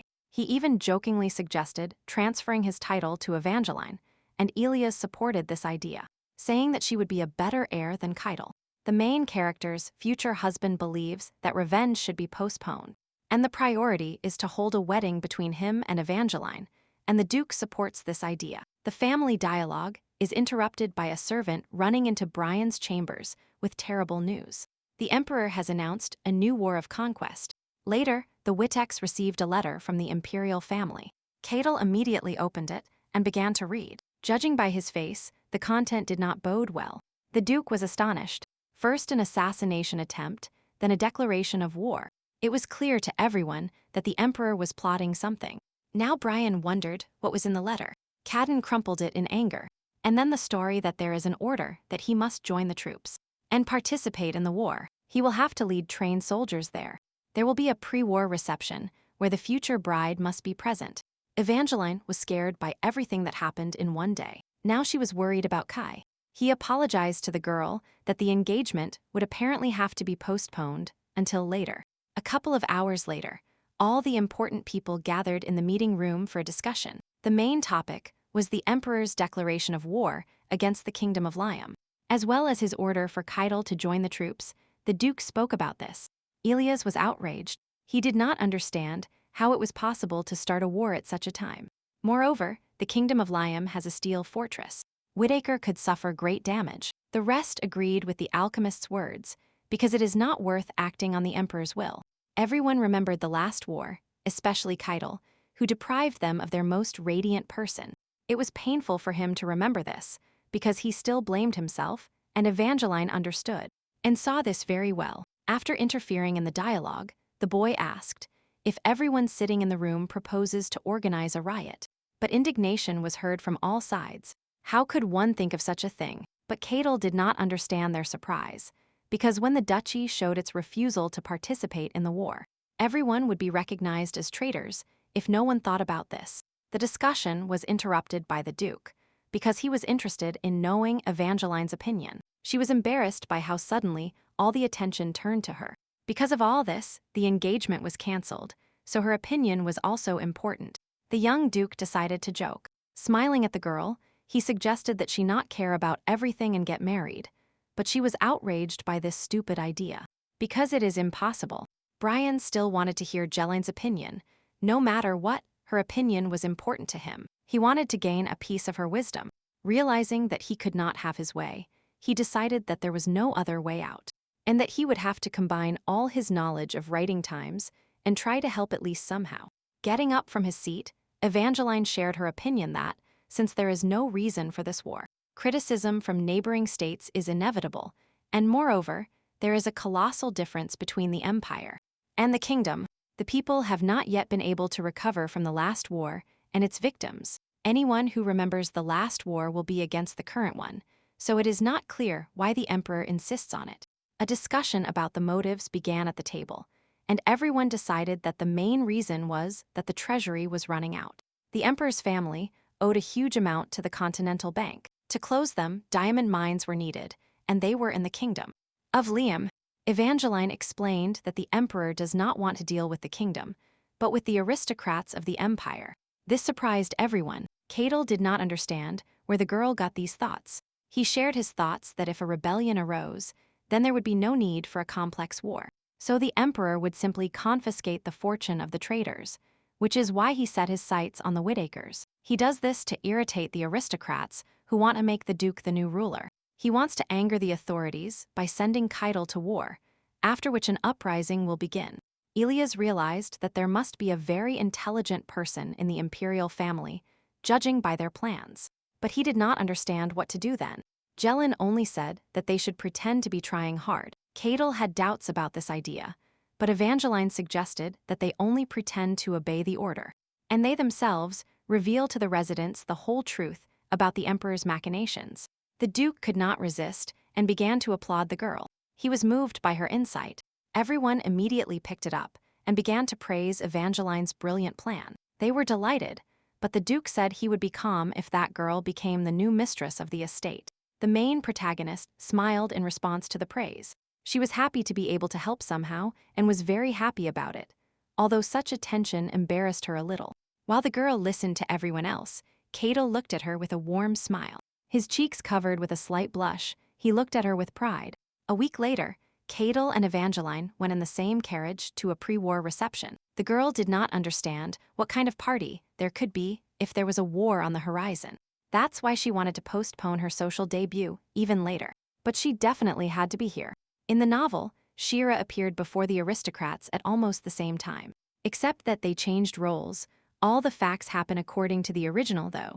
Not everything is exactly the same, but the novel influenced reality. The timing was not good, so the girl was nervous, because if the story follows the original, everything will go wrong. After all, in the original story, Crown Prince Christian would have to fall in love with her. But now that is what she fears. Once in the palace, we are shown the Crown Prince, who stands by the window with a cup, and thinks about Evangeline. For a simple maid, he considered her a very brave girl.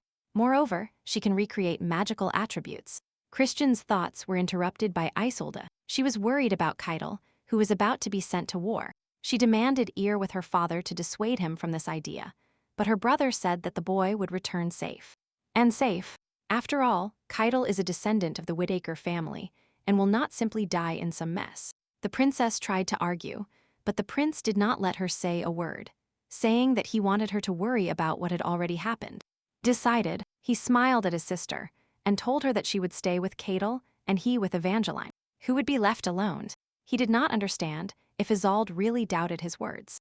She denied it. She simply did not understand why her brother was interested in a pathetic slave. And worthless, she was irritated by Evangeline and that there was so much attention around her. Hearing how Isolde called the main character a slave, Christian became enraged. He said that the issue of slavery had disappeared a long time ago in their empire. He did not understand how long she would put up with this nonsense.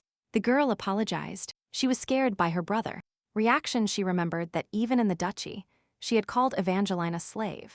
But she hoped that in front of the nobility, she would have the sense not to say that. Isolde said no, and even asked the young Bonin to remain silent too. Christian said that this would calm her down. Getting up, the prince approached the princess from behind and whispered in her ear that he would no longer forget that there were no more slaves in the Shami Empire, and that this applied to anyone. Keitel and Evangeline arrived at the Imperial Palace banquet hall. A discussion about their couple immediately began. Many said they looked very good together. The main protagonist was called the spitting image of a foreigner because of her hair color, but she understood that they treated her like that because of her, that they did not know her real status, and yet she thought the princess had already told everyone. But Keitel said it was unlikely that she would have acted so thoughtlessly. Thoughtfully, especially when the Whittaker Duchy officially recognized the main character. He is sure that the imperial family does not want to be at odds with them. But the girl was still worried, because then there were many people at the trial. The man asked Evangeline not to worry, because if she talked about her home, then the Duke made it clear to everyone that everything should remain a secret. The estate servants knew from the beginning that the heroine was a commoner. Keitel did not understand how Princess Isolde knew about her status then, because she arrived at the estate as if she knew the whole truth. The conversation had to stop, because the Emperor and Empress arrived at the banquet hall, and everyone immediately bowed to them. His Majesty ordered everyone to raise their heads. He immediately got to the main point, because everyone understood why this event was organized. The Emperor wants to test the loyalty of his people, and for them to pray for the victory of the Empire in this war. And after these words, he turned to Keitel and asked him to come closer. But then Evangeline grabbed his sleeve and he stopped, turning to her. She was worried about him. And Kai covered her hand with his, called her dear, and asked her not to worry, because he would return. But the heroine did not understand why the Emperor called him in front of everyone. The young Whittaker approached His Highness, bowed to him, and told him that he had answered his call. While placing his hand over his heart, the Emperor expressed his gratitude and said that he was very pleased to see the unwavering loyalty of the Whittaker Duchy, and that he greatly appreciated their devotion. Taking the sword from the servant's hands, he said that he wanted to give Keitel a place of honor. Addressing him officially by his full name and surname, he handed the boy the understandable Bloodstem sword, who asked him to accept, and along with the sword the imperial decree, after these words. Evangeline began to worry. The Emperor appointed Keitel commander-in-chief in the upcoming war, and ordered him to take up arms and fight for his homeland. Not a muscle moved on the man's face. He showed neither enthusiasm nor concern. He remained calm. Evangeline did not believe at all what she was hearing, because the Emperor had just entrusted the position of commander-in-chief to a guy who had recently become an adult, thus abdicating all responsibility and placing it in the hands of the Whittakers. But the Emperor is not smart enough to plan this, so the main character thought that someone else had planned it. the girl understood that Cadel was in danger. The emperor wanted to transfer all responsibility for the thoughtless war to the young Whittaker, and it was necessary to dissuade him. But Evangeline did not have time. He gave his consent and said that he accepted this mission, risking his life, and the emperor replied that he expected a new hero. Turning back to Evangeline, he said that he had expected this from the beginning, but even if the war really came, he asked the heroine not to worry too much about him. After messing up the main character's hair, he said that for some time, everything would be fine in Tribria, because the young king who overthrew the previous king was now busy with his own affairs. But Evangeline had the strange feeling that the emperor was too much in hurry with the war for some reason. Perhaps the plan is to prevent her and Keitel's engagement, but why should they do this? Many thoughts swirled in the main character's head, but suddenly, she heard someone nearby talking about Princess Isolde's new maid, who used to be a slave. Evangeline immediately turned to see who they were talking about. She was interested in what kind of maid she was, who once held the status of a slave. Some girls talked about how terrible it was to take a girl from the street as a servant, because she didn't even know the basics, and besides, they gave her the name of a noble family.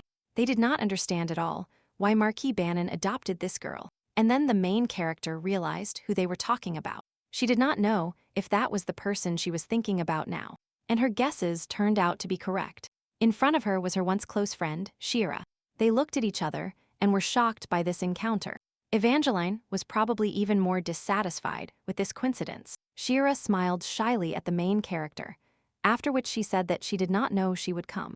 Evangeline replied that she probably did not expect to see her here. Her friend said that she had recently debuted, although before becoming a domestic servant, she was already present at social events. Suddenly, she shared that she had heard some rumors. Jeline immediately reacted tensely to her words. She explained that many people were talking about the appearance of a young woman who was highly valued by Duke Whittaker. Shira began to describe the one whose appearance is now discussed everywhere.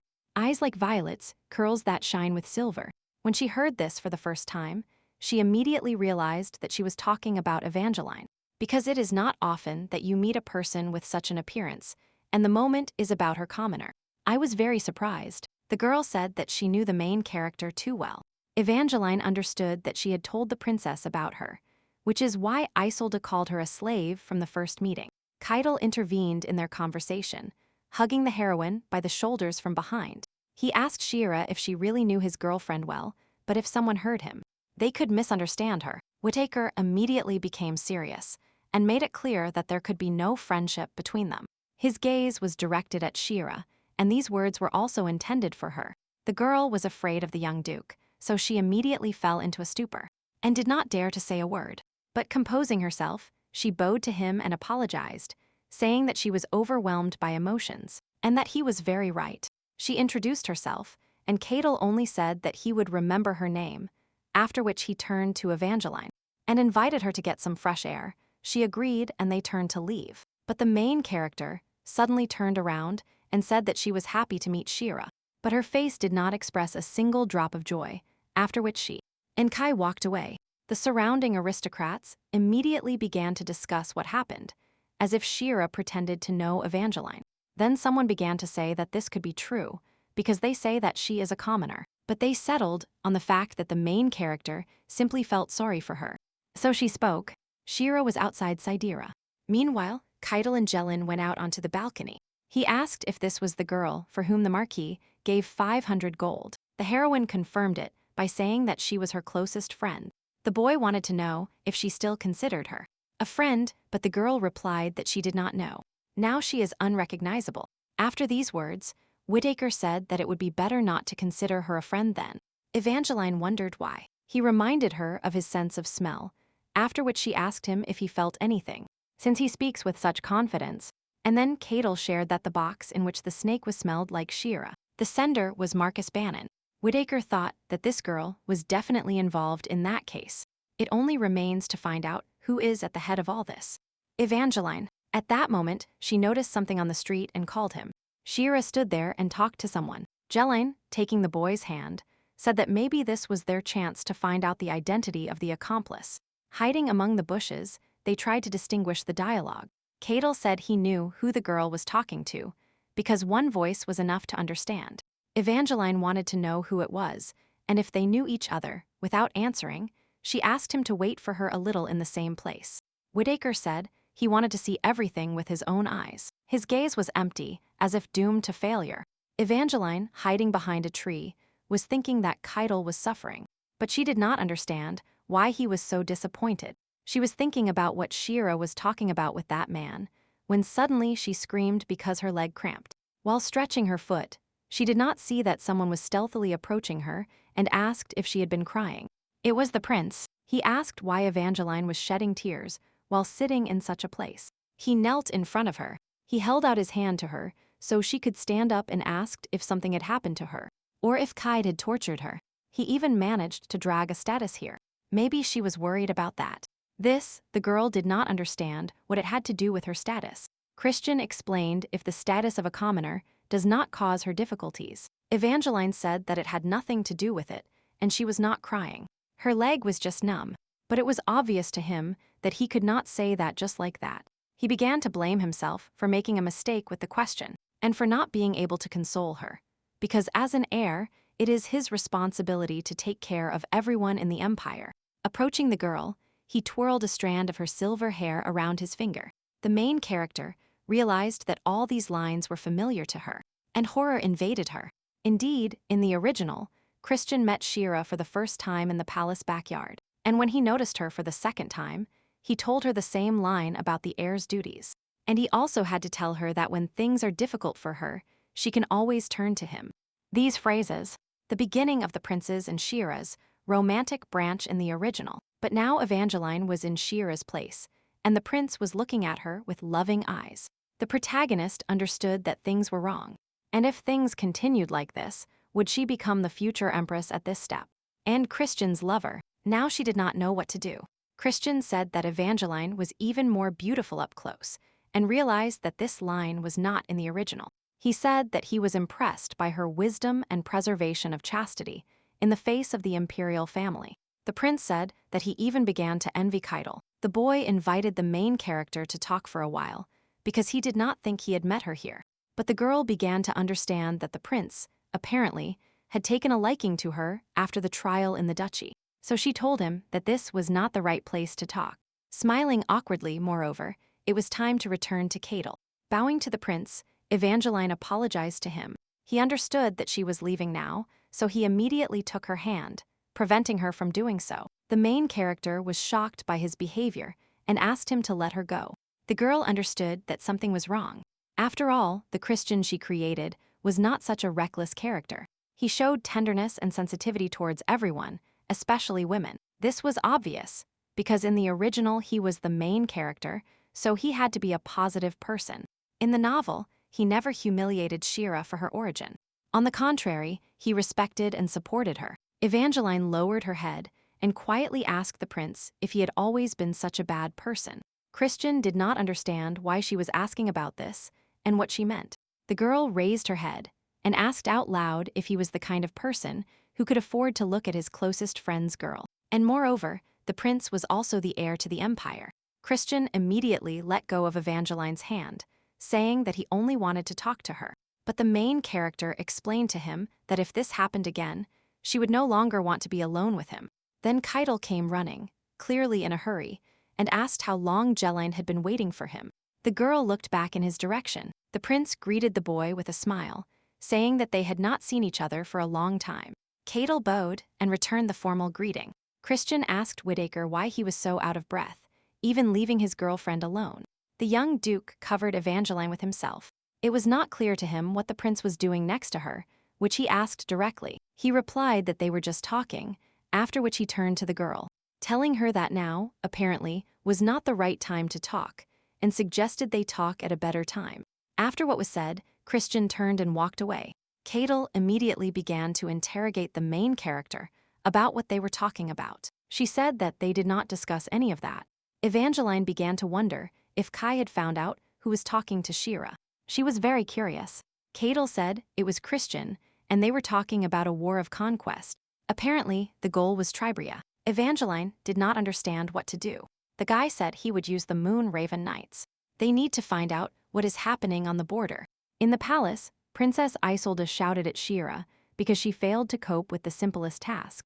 The girl bowed to the princess and apologized because she really put that same snake in the box they gave her. Isolde jumped up and began to scream in anger.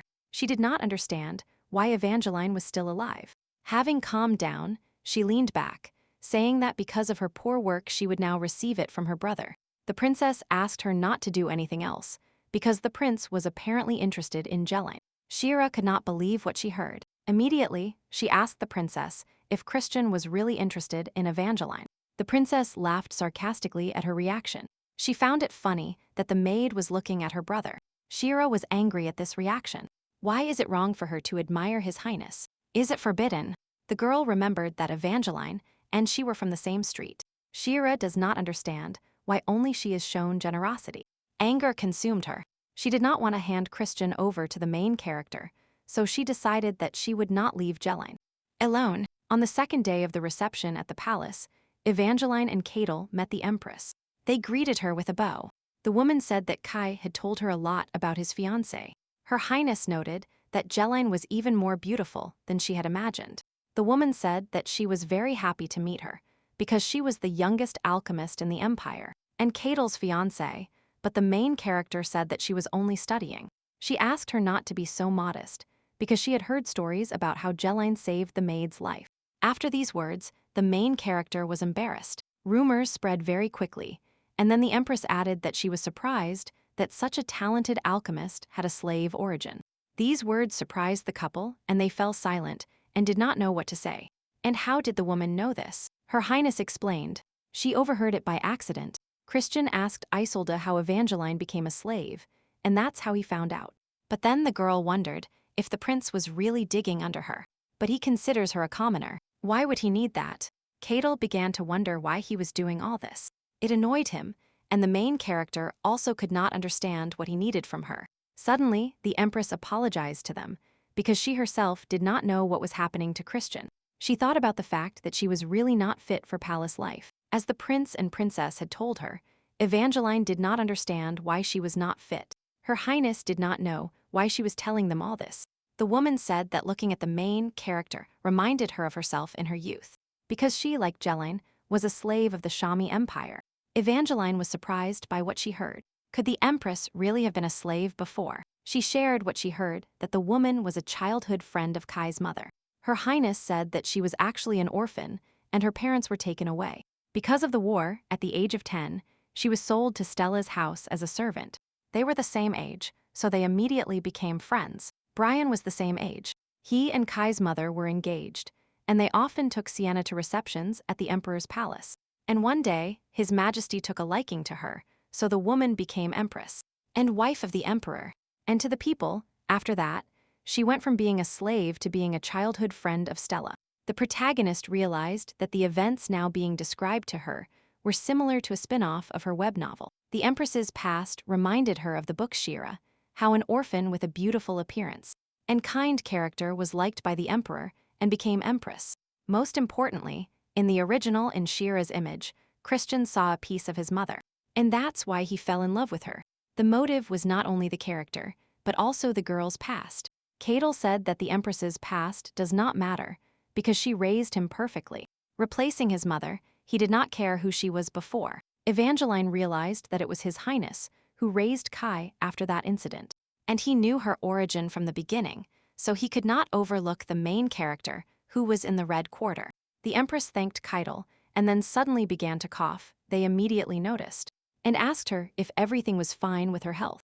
The woman said that everything was fine, and there was nothing to worry about. The young duke was worried about the empress, so he said that she needed to take care of herself and her health, because recently the emperor's third unofficial wife died without overcoming the illness. Evangeline suddenly asked the woman for her hand. She did not understand why. Cadel explained that the girl knew how to check a person's health using alchemy, and after these words, the empress placed her hand in hers. The protagonist began to read her health status like in a book. She revealed that the woman suffered from severe stress, had digestive problems and insomnia. Sierra was completely delighted with Evangeline's skills because she hit the mark. Everything was fine. Cadel said that his fiancé was truly incredible, which confused the girl, but returned to the topic of the illness. Evangeline brought the necessary medicines with her and explained that they should be taken for a long time. The protagonist warned that she would send medicine regularly, putting a vial in the Empress's hands. If she drinks it constantly, her health will return to normal. The heroes sat down at the tea table. Sierra decided to tell Evangeline a story in gratitude for the valuable gift. The Empress asks if Evangeline knows why Kai is the best swordsman in the Empire, to which she suggests that he received this nickname due to his brilliant skills. This was certainly true, but also, when the young Whittaker became the youngest knight in the Empire, crowds of knights wanted to challenge him to a duel. Sierra is sure that taking on so many challenges would be too overwhelming a task.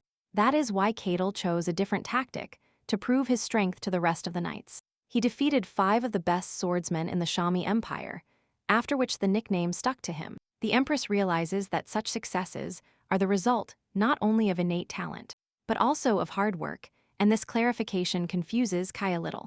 The main character admires Whittaker's tenacity, who, despite his talent, worked tirelessly to achieve the skill he has now. Sierra, as someone who has taken care of Keitel for a long time, is happy to have finally found someone in whom she can entrust her heart. After the ball, the couple returns by carriage to the duchy, and Evangeline says that something has become interesting to her. She pointed out that, although the emperor is considered a passionate romantic, there are few servants in his wife's palace, and he himself is quite far from the main palace. But Kai says that sometimes what we see is different from the truth. Whittaker asks the main character not to worry about him, and reminds her that the girl is always under his protection, no matter what Christian builds against them. Evangeline says that it is stupid to worry about her now, when Kai himself is going to war with the rank of army commander-in-chief. And then she says that she will ask her father to protect the heroine in his absence. Keitel, holding Evangeline's hands, reassures her by telling her that he will return to her in an instant, but she is still worried about him. 5 years pass, and we are shown Elias elegantly dressed, who shouts at the main character that it is time for them to leave. In a hurry, an adult woman, Evangeline, dressed in a snow-white dress. She runs to the alchemist and asks if they can leave already.